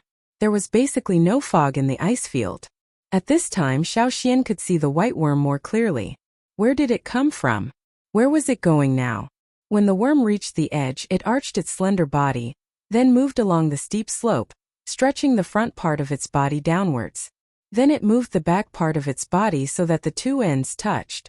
When it moved, it bent and stretched, looking like an arch bridge. Its hooked thorax and tail feet were tightly hooked on the ice and rocks, so that its body wouldn't slide down the steep slope. Xiao Xian looked down. The worm's movements were very fast and stable. For it, such a steep slope was like flat ground. Looking at the sky, Xiao Xian didn't follow it down. Instead, he turned back and leaned against an icicle. After eating some ice, he fell asleep. The next day, Xiao Xian saw the white worm again. It followed the same path as yesterday and crawled back to the ice field, starting the same journey to find food. Xiao Xian continued to follow it. Xiao Xian didn't see any other creatures on the ice field. It was rare to encounter such a strange creature, so Xiao Xian planned to observe it more. Every day, not long after the sun rose, the white worm would climb up the ice field and look for the thick icicles that hadn't been pecked by the giant eagles. It would gnaw on 1/3 of each icicle's cross-section, but it wouldn't break the icicle. After observing the white worm for 5 days, Xiao Xian decided to follow it down the mountain to take a look. Xiao Xian could handle such a steep slope. The situation on the steep slope was much better than on the ice field at the top of the mountain. There wasn't as much fog. Even if there was fog close to the mountain walls, it was very thin. Most of the time it could directly touch Yangguang. To be safe, Xiaoxian stayed away from the white worm and followed it closely. But soon Xiaoxian found that the white worm was much faster than him. It was much faster than when they were on the ice field. Before long, Xiaoxian was left far behind. After thinking about it, Xiaoxian returned to the ice field. He changed his strategy. When the white worm climbed up the ice field the next day, Xiaoxian didn't follow it. Instead, he walked down the steep slope. The white worm would leave tracks on the rocks and thick layers of ice. Xiaoxian only needed to follow these tracks to know where it went down the mountain. On the steep slope, there would be deep holes in the ground where the white worm passed. There were also traces of hooks at the bottom of the holes. Looking at the length of the white worm and following its walking pattern, he could quickly find it. In addition, Xiaoxian went down the mountain during the day, so it wasn't hard to find those holes. Xiaoxian kept going down. From the top of the mountain, a strong wind would blow from time to time. Many small ice particles would directly hit Xiaoxian's body. Xiaoxian could only hold on tightly to the rocks or the hard layer of ice covering the rocks. If he was careless, he would directly fall. If he fell from here, he would undoubtedly die. When they flew up the mountain, Cha-Cha and the Big Eagle took almost half a day. But now, Xiaoxian had used more than half a day, but he hadn't even reached a third of the way up. However, at this point, the white worm's track stopped descending. Instead, it followed the horizontal line and went to other places. Xiaoxian followed the tracks and continued to search. Finally, beside a protruding rock, he saw a nest made of silk. Xiaoxian knew that some meatworms would spit out silk, and sew the two sides of leaves together to build a leaf nest. Or they would pull a layer of silk in a sunken area to build a simple nest. When they rested, they would hide in such a nest. When it was time to move, they would come out and look for food. In the few hills around the tribe, this kind of situation was often seen. Sometimes, when one peeled off a rolled-up leaf or a folded leaf, one would find a worm hiding inside. And now what Xiaoxian saw was the white worm's nest.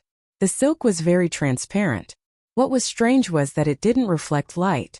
If Xiaoxian hadn't followed the tracks and was blocked by this layer of silk, he wouldn't have found it. After touching and pulling it, Xiaoxian's first thought was that this kind of silk was perfect for making traps.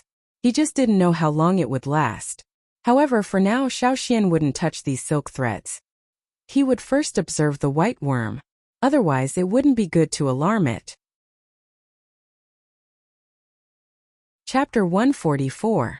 Behind this layer of silk, Xiaoxian didn't find anything special at the angle between the protruding rocks and the mountain wall. There were only some crawl marks. He looked carefully again but didn't find even a single piece of shit. He thought he would find some treasure, but he didn't expect the white worm's nest to be so clean. Xiaoxian looked down the steep slope again, but didn't find any traces of the white worm. It was obvious that the white worm hadn't come down recently. After finding the white worm's nest and finding nothing else, Xiaoxian decided to go back. After taking 2 steps, Xiaoxian stopped and thought for a moment. Xiaoxian walked behind a protruding rock not far from here. Before he left, he cleaned up his tracks and leaned against the rock to wait. Although Yangguang was there, the ice pellets that fell from time to time weren't enjoyable. The temperature didn't rise, but when Yangguang gradually disappeared, the temperature dropped sharply. However, for Xiaoxian, who was used to the temperature at the top of the mountain, this temperature was still bearable and he could sleep. When the sun only left a faint light on the horizon, the white worm returned. Because every step it took was tightly wrapped around the ice and rocks, it naturally made a sound.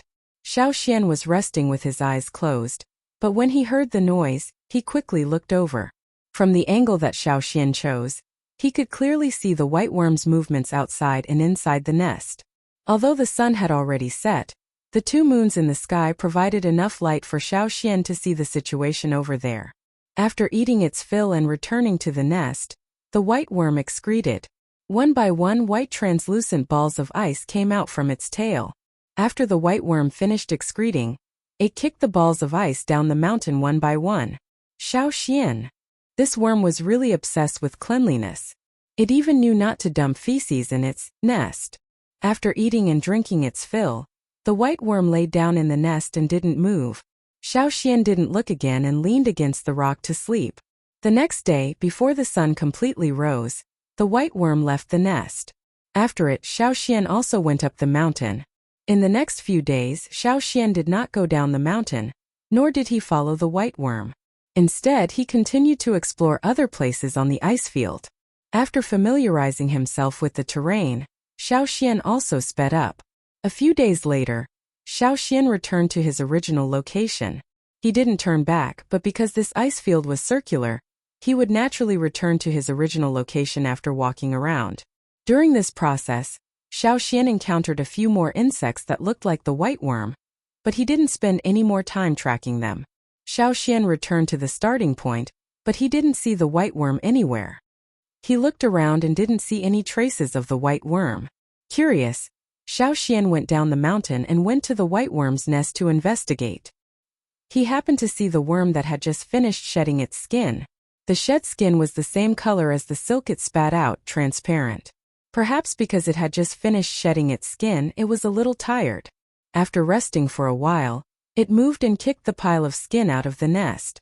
Xiaoxian wanted to take the worm skin to see. The tribe was too short on resources, so if there was something good, they would try to get it. That worm skin might be a rare treasure. But the white worm didn't care about it and kicked it out of the nest. At first, Xiaoxian was worried that the worm skin would be blown away by the strong wind. But the next moment, the worm skin that was kicked off fell straight down and hit the ice below with a bang. Looking at the hole made by the worm skin, Xiaoxian was stunned. Even the worm skin was so heavy, so the white worm itself must be heavier. He really couldn't tell. Xiaoxian couldn't directly go over and get the worm skin now. The white worm was still resting in the nest and had to wait for an opportunity. And this opportunity had been waiting for an entire night. When the sun rose again, the white worm that had shed its skin for a night climbed up the mountain like a ghost. Xiaoxian went over and picked up the worm skin that had been smashed into the snow. After a night, the worm skin was covered with ice and snow. Brushing away the snow, Xiaoxian picked up the worm skin. The heaviness in his hand was completely different from the appearance of this worm skin. However, for people who often moved stones in the tribe, this weight was still bearable. Xiaoxian held the transparent worm skin in his hand and could clearly see the lines on his palm. He pulled hard and didn't tear it. It was indeed a good thing. Xiaoxian rolled up the worm skin and tied it with a leather rope from the animal skin bag. Looking around the nest, Xiaoxian didn't find any other worm skin. So he cleaned up the surroundings and went up the mountain. After that, Xiaoxian went to look for other white worms. Following their footsteps, he found the nest and picked up 2 more worm skins. He didn't see the rest. Maybe they hadn't shed their skin yet, or maybe they kicked it too far away and the worm skins weren't around. They could even be wrapped in snow and rolled down the mountain. Xiaoxian saw traces of snow sliding down the mountain in several places. Xiaoxian couldn't do anything about it. While Xiaoxian was looking for worm hives and collecting worm skins, Xiaoxian noticed that the white worms' bodies were becoming transparent. They were originally snow-white, but gradually, they became translucent, and their transparency increased day by day. Finally, one day the white worms all disappeared. Xiaoxian saw the worms that had turned into cocoons in the nest. There were no cocoons, but the layer of silk around them was thicker. The cocoons were also transparent and had edges. At first glance, they looked like transparent ice. If you didn't look carefully, you wouldn't be able to see that there was a cocoon there. He didn't know how long this cocoon would last. Xiaoxian would go down the mountain to have a look every few days. He knew a few stone worm nests, and the detailed locations were recorded in his mind, so it wasn't hard to find them. At other times, Xiaoxian would slowly absorb the energy from the ice on the ice pillars. He found that in this place, when he calmed down, his heart was very peaceful. It was very suitable for absorption. The energy on the ice wasn't ordinary energy. It was different from the energy contained in the fire crystal, and it wasn't pure either. However, the energy of the fire crystal could only play a supporting role for Xiaoxian. The totem in his sea of consciousness didn't change at all. This was the difference between Xiaoxian and the others in the tribe. Every time the ice on the pillar absorbed the energy, there would be a very small amount of energy gathered in the totem. This was the fundamental reason why Xiaoxian was able to operate the totem's power. The 2 moons in the night sky gradually became full, and the night became brighter as they got closer. On this day the 2 moons overlapped. Xiaoxian walked out of the clouds on the top of the mountain and looked at the moon in the night sky. When he was in the tribe, he could hear the roars of the beasts in the forest far away. But here it was very quiet. He couldn't hear any birds or beasts, as if he was isolated from the world. From the first hunt of the year to now, the 2 moons overlapped. In the blink of an eye, nearly half a year had passed. Suddenly, Xiaoxian felt that something seemed to be happening at the bottom of the steep slope. Thinking of the white worms that had turned into pupae, Xiaoxian decided to go down the mountain to have a look. This night, under the overlapping moons, everything was as bright as day. This night was unusual for the beasts and ferocious beasts. Therefore, Xiaoxian was extra careful when he went down the mountain. When he finally came near the white worm nest, Xiaoxian saw a much smaller worm coming out of the nest. It looked like a butterfly without wings, with 2 club-shaped antennae. When it climbed out and climbed up the protruding rock, white light like electricity was emitted from its body, forming the shape of a wing and stretched out. The wing grew bigger and bigger, until it almost covered the protruding rock. The white fluorescent wings slowly flapped twice, and then rested for a while. Then the worm jumped down from the rock, flapped its wings and flew away. Looking at the distance, there were also some white light spots which were the white worms in other parts of the mountain. Those white worms that had turned into pupae all turned into butterflies at the same time. There was no starlight in the night sky, and these white butterflies were like the stars in the night. There was still a cold wind with ice and snow, but it didn't seem to have any effect on them, and they continued to fly steadily further and further away. Xiaoxian stood there, watching the light spots become smaller and smaller until they disappeared. Then he retracted his gaze and looked at the white worm nest. The silk was still there. If it continued to stay there, and no one touched it for a long time, the silk net would be blocked by the wind and snow. When the white worms turned into pupae, there would be a thick layer of ice and snow on the silk. Xiaoxian went over and pulled the silk. These silk were not easy to cut. During this time, Xiaoxian had studied the worm's skin, and he found that the wrinkled worm's skin was not easy to flatten, but it was much easier if he instilled totemic power into it. Xiaoxian used the same method to get the silk. Originally, the silk was tightly attached to the rock, almost as if it was one with the rock. After Xiaoxian instilled totemic power into it, he pulled it off with a little force. Unlike the heavy skin that the white worms shed, these silk were very light, which made Xiaoxian even more happy. There was nothing left in the stone worm's nest, not even a broken pupa. He didn't know if it had been kicked down the mountain early, or if it had decomposed on its own, or if it had been eaten by the white worms. It didn't matter if he couldn't find it. For Xiaoxian, getting these silk was already the biggest gain of the night. He went to a few places, raided the white worms' nests, and got quite a lot of silk. Of course, the white worms didn't care about these silk. If they did, they wouldn't have left it here. In some of the nests, the silk nets had been cut and bitten, and then the white worms had let them flutter in the wind. Xiaoxian's operation of collecting the silk lasted for 2 days, and at this time new giant eagles arrived.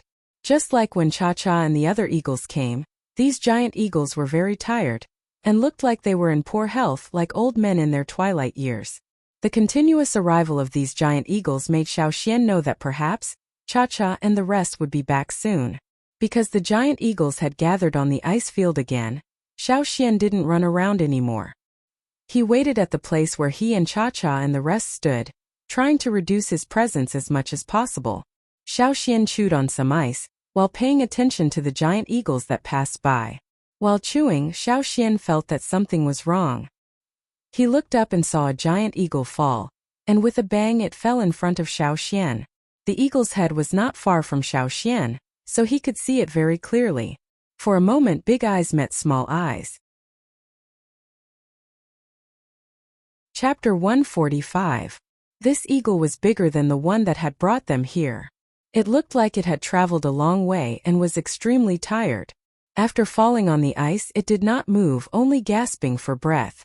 Originally it was just looking around casually, but it did not expect to find Xiaoxian. Then it stared at Xiaoxian as if he was a rare thing. Xiaoxian was still holding a piece of ice in his hand. Being stared at by a giant eagle, he could not eat it.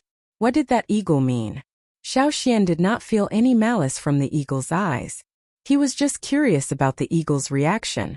After staring for a while, the eagle looked away and looked at the icicle next to Xiaoxian. Then it looked at Xiaoxian. Did it mean that? Xiaoxian took out his teeth knife and pried a piece of ice off the icicle. When he turned his head, he found that the eagle was staring at the teeth knife in his hand. After thinking about it, Xiaoxian stuck the teeth knife into the ice next to him. He did not take the knife but raised the ice in his hand. Xiaoxian was about to throw the ice over, but unexpectedly, the eagle opened its mouth. Seeing that Xiaoxian did not move, it raised its curved beak again, as if urging Xiaoxian to move. Xiaoxian moved forward step by step.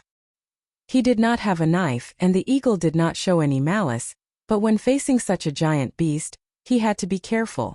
After getting close, Xiaoxian quickly threw the ice in his hand into the eagle's mouth and quickly stepped back. The eagle did not bite. After the ice was thrown in, it swallowed it directly. Then it continued to open its mouth at Xiaoxian. Xiaoxian pried another piece of ice from the icicle and threw it into the eagle's mouth. After more than 10 times, the eagle shook its wings and got up from the ground. When it flapped its wings and rose up, Xiaoxian felt the ice shards and cold mist coming at him. He raised his hand to block them. Compared to the big eagle that brought them here, this eagle in front of them seemed to be familiar with humans. The reason why it showed such a strange expression when it saw Xiaoxian was that Xiaoxian felt that it probably didn't expect to see someone in such a place. Could it be that they also lived in the forest around the hunting grounds? Suddenly Xiaoxian's eyes narrowed. He couldn't help but take 2 steps forward and stare at the eagle's claws. There was a very vague pattern on it. Although he couldn't see it clearly, Xiaoxian was sure that it wasn't a painting of the Yanjiao tribe. According to the eagle's behavior just now, it didn't seem like an eagle that had never been in contact with humans. There were too many human-like things in its eyes, just like Cha-Cha. It was as if it had been in contact with humans for a long time, which made it different from the giant eagles in the wild. The giant eagle walked with heavy steps to a taller icicle and pecked at the ice on it. Xiaoxian followed it. He got closer and carefully looked at the pattern on the eagle's claws. Because the outer layer of the eagle's claws had begun to fall off, the pattern was incomplete. Xiaoxian could only speculate about the missing part. Thinking that it might be a pattern left by someone from another tribe, Xiaoxian felt a burst of excitement. He had been in this world for so long, but he had never seen anyone other than his tribe. Xiaoxian drew on the ground with his teeth knife. The eagle next to him had almost finished eating. It was much better than before when it couldn't even stand up. It lowered its head and watched Xiaoxian draw on the ground with his teeth knife. At first it watched quietly, but after a while when Xiaoxian drew a stroke, it screamed and scratched the drawing on the ground with its cracked claws. Wrong? Let me try again. After a few strokes it scratched again. Wrong again. Again. One drew, the other scratched. When the surrounding ice had been scratched, the eagle finally couldn't stand it anymore. It screamed at Xiaoxian and twitched its neck. Hey, what are you doing? Wait. Seeing this, Xiaoxian quickly took a few steps back. Whoa, a pool of vomit fell in front of Xiaoxian. Fortunately, Xiaoxian dodged quickly. Otherwise, he would have been splashed on the head. There were also pieces of meat from some unknown animal in the vomit. Xiaoxian was speechless. Just as he was thinking about whether to hide further away, Xiaoxian's eyes were suddenly attracted by a stone in the pool of vomit. It was a polished stone, only the size of Xiaoxian's palm. Ignoring the disgusting vomit, Xiaoxian quickly walked over and took out the polished stone. After picking it up, Xiaoxian rubbed it on the eagle's feathers, then took it aside and observed it carefully. On the black flat stone there was a pattern drawn with white paint. It should be the same as the one on the eagle's feet. The pattern looked like an abstract rolling cloud. The material used for the drawing was very strange. After being swallowed by the eagle, the pattern on the stone was not blurred at all. The stone was also intact. Although he didn't know why the eagle swallowed the stone and spat it out spontaneously, Xiaoxian was more concerned about the pattern and the stone. Where did it come from? The eagle in front of him looked at the stone with a very gentle gaze. Unfortunately, the eagle couldn't speak, and Xiaoxian didn't understand its language. He could only guess the general meaning from some of its body movements. However, it spat out the stone because it saw Xiaoxian drawing the pattern wrong again and again, so it couldn't help but show Xiaoxian the correct pattern. The stone was very good, at least of the highest quality. It was made of the highest quality stone and special paint. What was drawn on it was usually a pattern that the painter thought was very important, such as a tribal totem. From this painting, Xiaoxian could feel the reverence of the painter when he painted. He didn't know if this eagle lived in a human tribe like the Cha-Cha, but because they couldn't be engraved, they left a pattern on their feet. Xiaoxian didn't see this pattern on the stone wall of the cave near the mountain foot of the tribe, but the animal skin rolls left by the ancestors might be able to find relevant information. When he went back, he would draw it and show it to the shaman. Thinking of this, Xiaoxian handed the stone back to the eagle, but the eagle just lowered its head and pushed the stone towards Xiaoxian with its curved beak. "Give it to me?" Xiaoxian asked in a low voice. There were other giant eagles walking around, so Xiaoxian didn't want to disturb them. The giant eagle screamed, then turned back and walked towards the icicle it had just bitten, and fell down beside it. However, its eyes were clear, and its breathing was strong. It didn't have any serious injuries or fractures. It was just too tired and couldn't stand stably. When it fell down beside the icicle, it could bite the icicle with its beak. Xiaoxian smiled and shook his head. How long had it flown and how many battles had it experienced to be so tired? Looking at the stone in his hand, Xiaoxian carefully put it into the animal skin bag. When he went back, he would show it to the shaman. It would be best if he could find some relevant information from the ancient scroll. Originally, Xiaoxian wanted to find a good stone and carve a tribal totem as an exchange.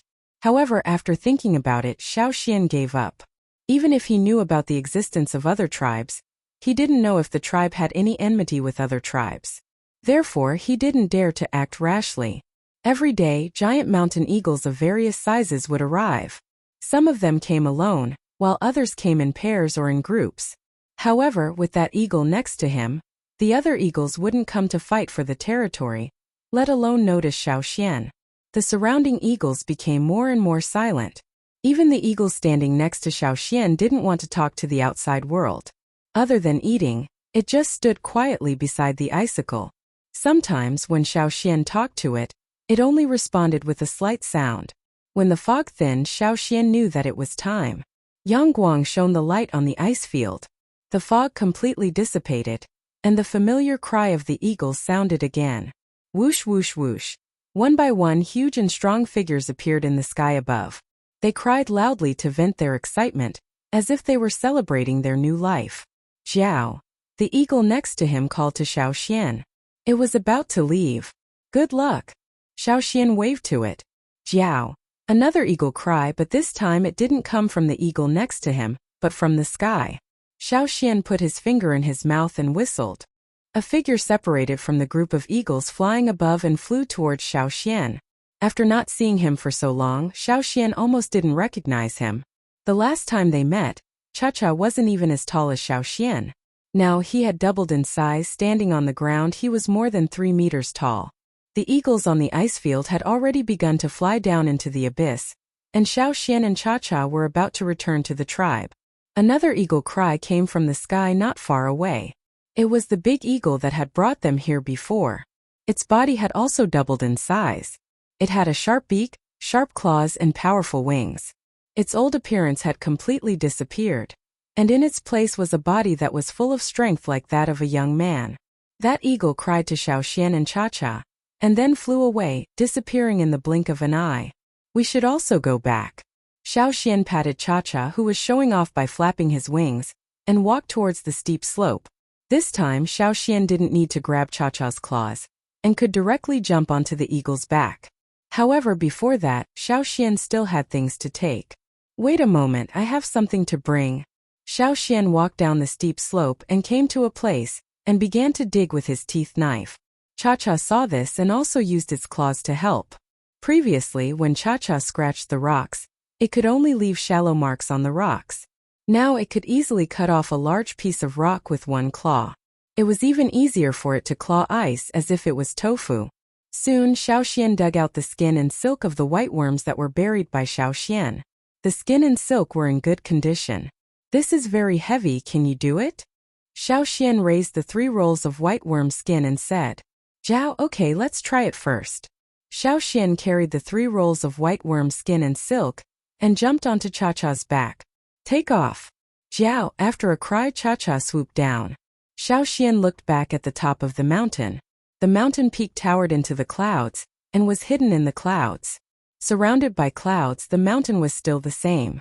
Thousands of years had passed, and the ice field at the top of the mountain continued to cycle day after day, with new and old people replacing each other. When they came, they were old and weak, and when they left, they were reborn. Chapter 146. It had to be said that after this trip, although Cha-Cha was not reborn like those older giant eagles, his body size had obviously increased. His endurance and flying speed had improved a lot. Even if he was carrying a person on his back and some heavy objects, he could still handle it easily. After flying down from the mountain, Xiaoxian could no longer see the other giant eagles. They returned to their own homes and had nothing to do with each other. They would only fight each other to the death when it came to a fight over territory. When they saw each other, they would probably think, oh, so it's you, kid. You were in the same batch as me when we entered Eagle Mountain. Or maybe it would be hard for them to see each other again in this lifetime. On this trip, Xiaoxian had seen the legendary Eagle Mountain, the so-called land of faith of the giant eagles. He had seen how they had undergone a huge transformation after being reborn here, and how they had collected rare treasures. More importantly, Xiaoxian had seen the first item from a foreign tribe. It could be said that this trip had not been in vain. Although Cha-Cha had grown bigger and could fly faster, it was inevitable that it would encounter a lot of trouble without the protection of a giant eagle. As a result, the return trip had taken a long time. However, on the way back, Xiaoxian had also fought to his heart's content. On the ice field at the top of the mountain, he had spent most of his time quietly absorbing the energy in the ice. Before the arrival of a new batch of giant eagles, he could still walk around, but when the number of giant eagles on the ice field increased, he did not dare to move recklessly. During the time on the ice field, Xiaoxian had discovered that the totem tattoos on his arms had unknowingly extended past his elbows. On the way back to the city, Xiaoxian had a good fight with the ferocious beasts. Of course, Xiaoxian would not overestimate himself and practice with the ferocious beasts that were beyond his ability. Unless there was a sudden crisis, Xiaoxian's practice target was chosen after careful analysis. Many times he would get injured. When he was attacked by the fearsome beasts that were very good at hiding, Xiaoxian had almost lost his life. These were not the kind of beasts they had encountered on the way to Eagle Mountain. Because of the protection of the experienced giant eagle, Xiaoxian and Cha-Cha, who was considered small among the giant mountain eagles, did not become the dung of those fearsome beasts. The dangers in the forest were far beyond Xiaoxian's expectations. Now that he thought about it, he had been too arrogant when he made the decision to leave the tribe with Cha-Cha. Vigilance needed to be stimulated by danger again and again. After a long period of stability, that kind of intuition would gradually fade. It would only be picked up again after the next battle. For Cha-Cha, who liked to fight and held grudges, the snakes in the forest that looked like branches were its mortal enemies. Many times along the way it ate those snakes. If it could not defeat the big ones, it would pick the smaller ones. After gnawing on ice for nearly a year, Xiaoxian felt like crying when he finally got to eat the warm beast meat roasted over fire. Cha-Cha was the same. When he was biting and pecking, he was quite fierce, as if someone was snatching food from him. Calculating the time, Xiaoxian guessed that it would probably be winter when they returned to the tribe. Do you miss old Ku, Caesar, and the people in the tribe? Xiaoxian said, patting Cha-Cha, who was biting and pecking at its prey. Cha-Cha paused its biting, as if it was recalling something. It let out a cry, and then its biting became even fiercer. When it was tearing, the blood on the meat was flung far away. Seeing Cha-Cha like this, Xiaoxian thought that it was probably thinking of the beasts in the tribe that had been successfully branded. It was thinking of teaching them a lesson when they returned. When the familiar severing land appeared in their sight, Xiaoxian and Cha-Cha became more anxious to return. However, even though they were anxious, they still needed to be cautious and alert. After passing through the thorny land, they arrived at the third hunting location. The hunting team had already returned. Xiaoxian did not meet them, but from the traces in the third hunting location, he guessed that the hunting team had only left for 3 or 4 days. The hunting ground was still dangerous, but Xiao Xian and Cha-Cha felt inexplicably relieved. Xiao Xian and Cha-Cha rested in the cave of the third hunting location for one night, and continued their journey the next day. The mountain that separated the first and second hunting areas was too high to climb, but after seeing the mountain range beside the Eagle Mountain, they no longer felt that way. They did not choose to go through the mountain passage, but directly climbed over the mountain. Passing through the clouds, the cold mist was very familiar. Just a little more, we're almost there. Jiao, standing on the top of the mountain, Xiao Xian did not feel any tightness in his chest, nor did the low temperature make Xiao Xian shiver. It seemed that everything had become easier. Let's go home. The eagle's claws kicked hard, and it flapped its wings and flew away. In the tribe, this year's hunting was over, and everyone was busy repairing the roof, preparing for the winter. The shaman said that it would be winter tomorrow, so they had to hurry up. Old Ku stood on Caesar's back with one leg, and strengthened the windows. After knocking for a while, Old Ku stopped inside. He got down from Caesar's back, threw the stone hammer in his hand on the ground, and sat down, looking into the distance. Caesar, when do you think Xian will come back? It's winter, Old Ku said in a low voice.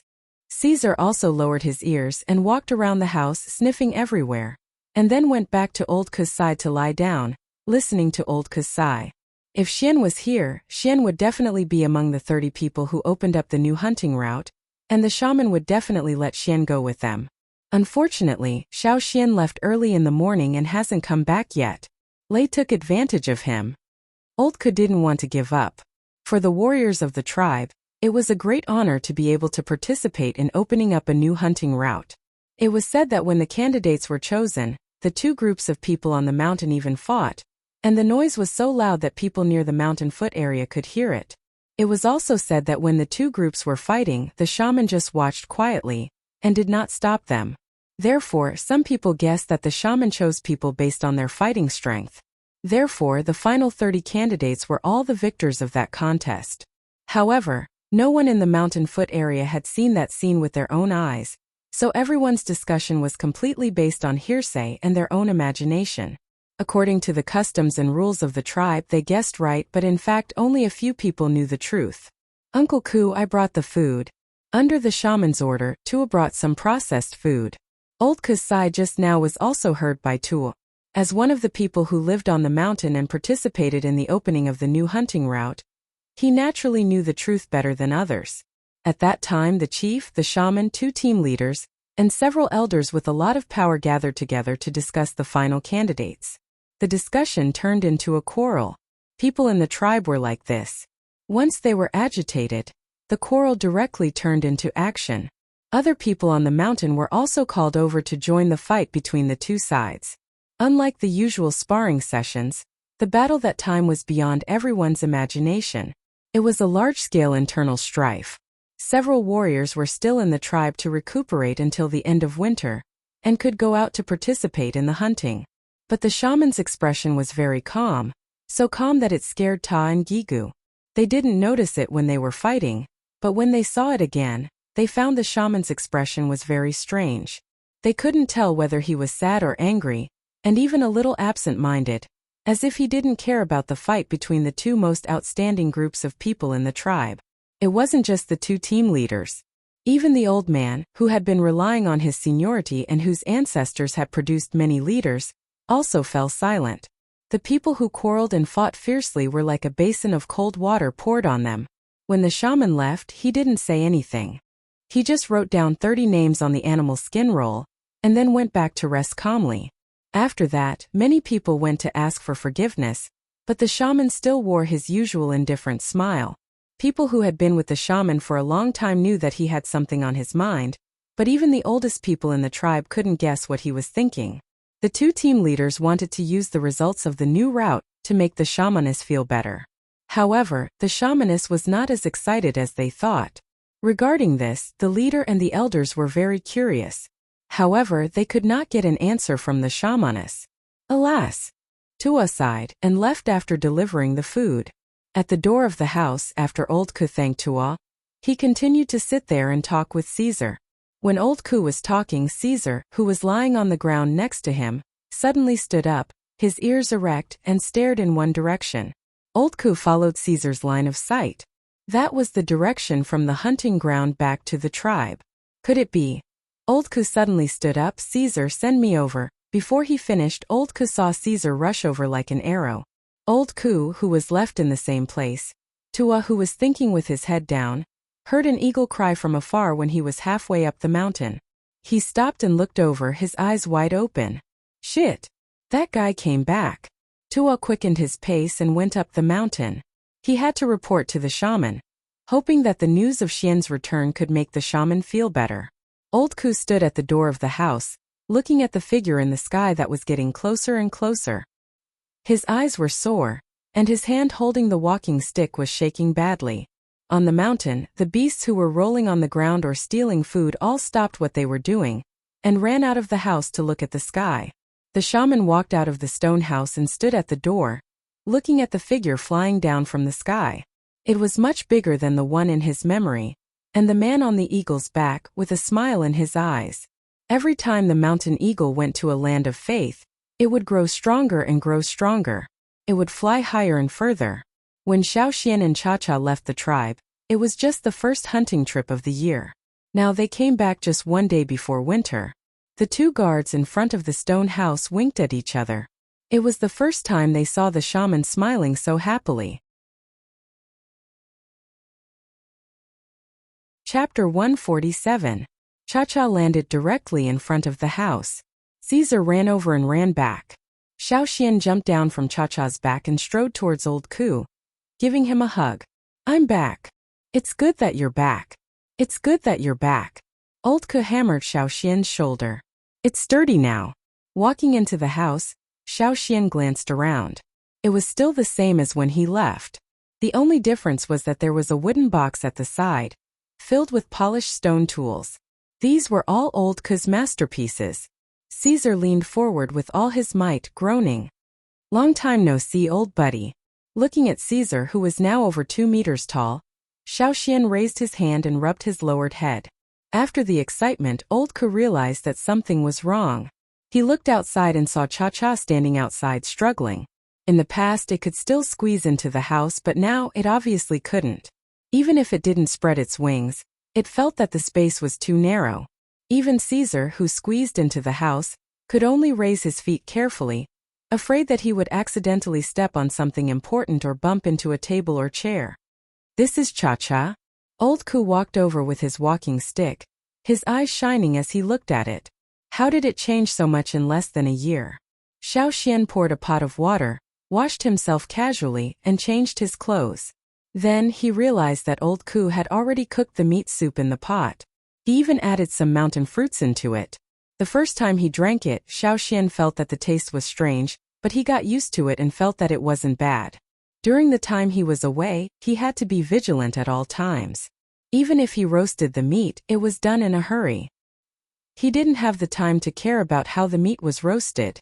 It was fine as long as there was something to eat, not to mention cooking meat soup.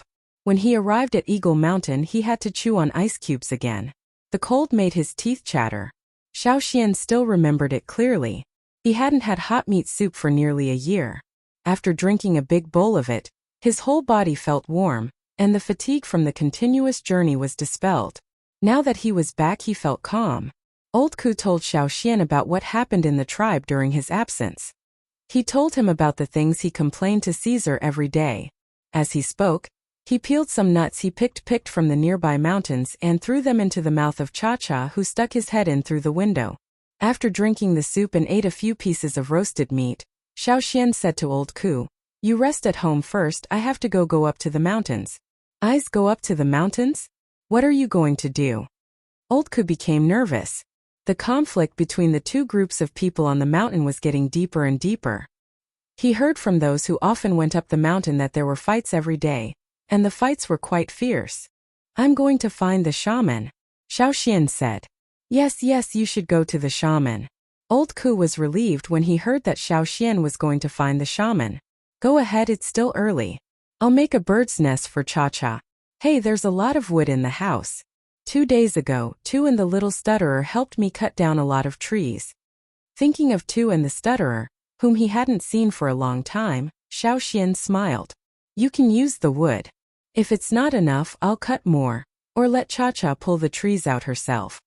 Without Caesar and Cha-Cha, Xiaoxian left the house, greeted the people he knew along the way, and walked up the mountain. In the tribe, many people saw the eagle flying back, but because they were a little far away, except for those who lived near Xiaoxian at the foot of the mountain, most people didn't notice Cha-Cha's current size. Halfway up the mountain, Xiaoxian was stopped by a rough voice when he was still some distance away from the top. Hearing this voice, Xiaoxian looked over. Kiki. It was Kiki who stopped Xiaoxian. When Tua went up the mountain to report, Kiki also knew about it.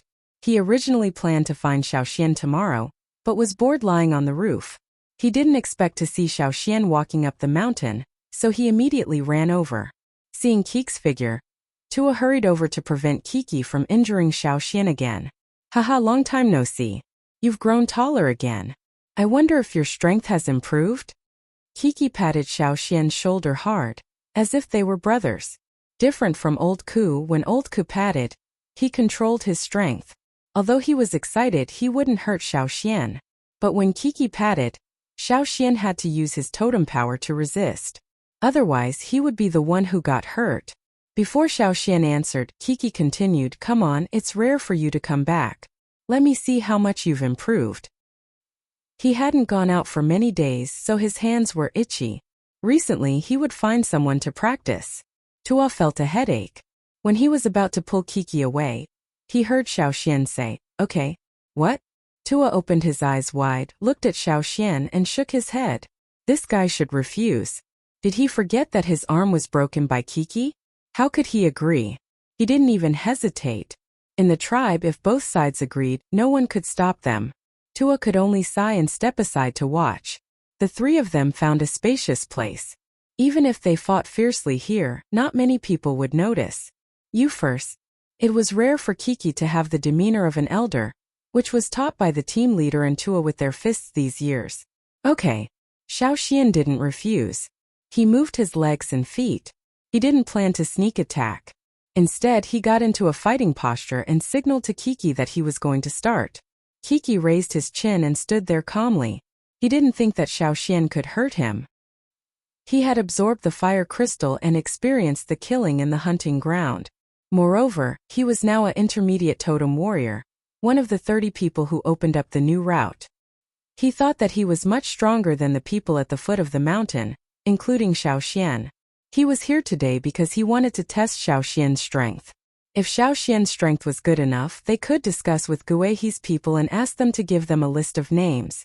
Luckily, one of their people was injured when they went out last time. Thinking that he could fight with them again, Kiki was full of energy. He looked at Xiaoxian with urging eyes. Hurry up so that he could find trouble with them after the fight. Xiaoxian took a deep breath and stomped his feet on the ground, as if a ferocious beast was stomping on the ground. The stones under his feet and the ground around him instantly cracked. Every step he took would bring up a burst of debris and stone powder. If Mai's hunting group were here, they would know that this was not Xiaoxian's usual style. When Xiaoxian was hunting, he focused on speed and dexterity. He would catch his prey by surprise and find the best opportunity to give them a fatal blow. But now Xiaoxian was showing a straightforward style, rude and strong. Feeling the momentum coming towards him, Kiki was happy. This guy had the style of those big ferocious beasts in the forest, fierce and straightforward.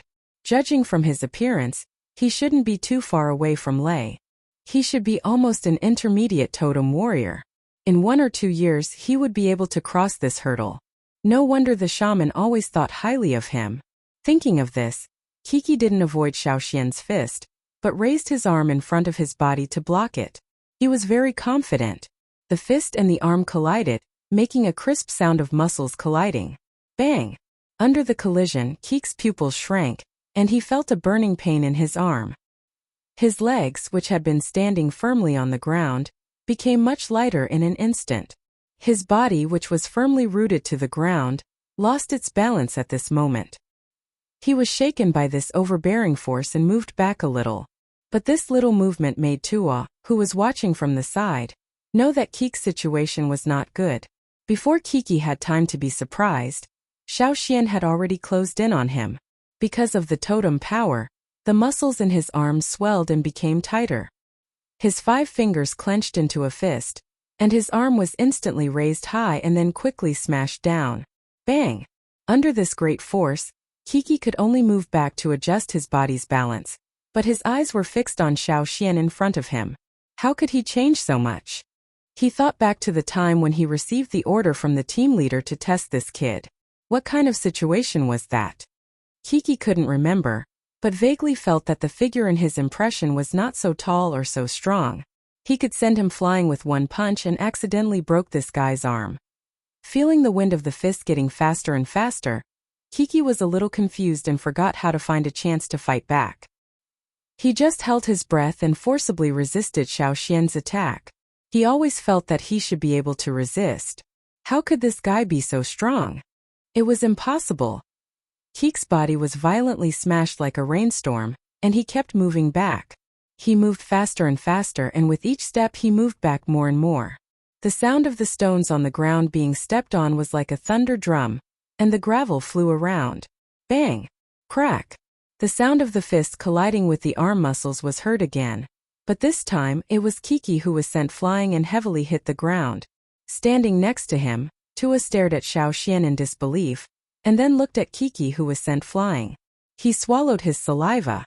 Moreover, the sound that was heard at the same time as the last punch was, "No way?" Tua felt a little dizzy. Xiaoxian was panting, looking at Kiki who was sent flying. He moved his shoulders, clenched his fists, opened his 5 fingers and suddenly clenched them. When he clenched his fists, the bones in his fingers made a crisp sound, but they were full of strength. Because he had just fought against Kiki, who was also a mid-level totem warrior, in a short period of time, his sore muscles were twitching faintly, but the power contained in them was surging. Compared to the time when he was suppressed by Kiki, he felt much better. On the other side, Kiki, who was lying on the ground, was muttering something. He only felt that the muscles in his legs were twitching, especially the arm that took Xiaoxian's fist. His arm bones were definitely broken. Feeling the injuries on his body, Kiki's face was full of disbelief. But soon Kiki came to himself. Looking at Xiaoxian who was about to turn around and leave, he hurriedly said, "Hey, wait, Xian, I'll find you in a few days when I'm better. Let's have another fight." Xiaoxian didn't look back. He waved his hand and continued to walk to the top of the mountain. Not far from where Xiaoxian and Kiki had just fought, Lei stood behind a big stone with a gloomy look. Among the 30 people who had opened up the new route, only one was under the age of 20. Originally, the shaman had reserved it for Xiaoxian, but because Xiaoxian hadn't come back, Lei's grandfather took it away. Now that Xiaoxian had come back, it seemed that he was going to find the shaman. Did he want to take it back? The people of the tower would never let go of this opportunity. No, absolutely not. However, after seeing the fight between Xiaoxian and Kiki, could he beat him? Thinking of this, Lei immediately ran back. He had to tell his grandfather first. You're tuning into the Li Mei's Wuxia Whispers YouTube channel. We're so grateful for your support, and don't forget to subscribe to join us on this incredible journey through captivating stories. Your generosity through donations truly makes a world of difference, as it's the primary source of revenue that allows me to expand and enhance this channel for you. Thank you from the bottom of my heart for being a part of this adventure.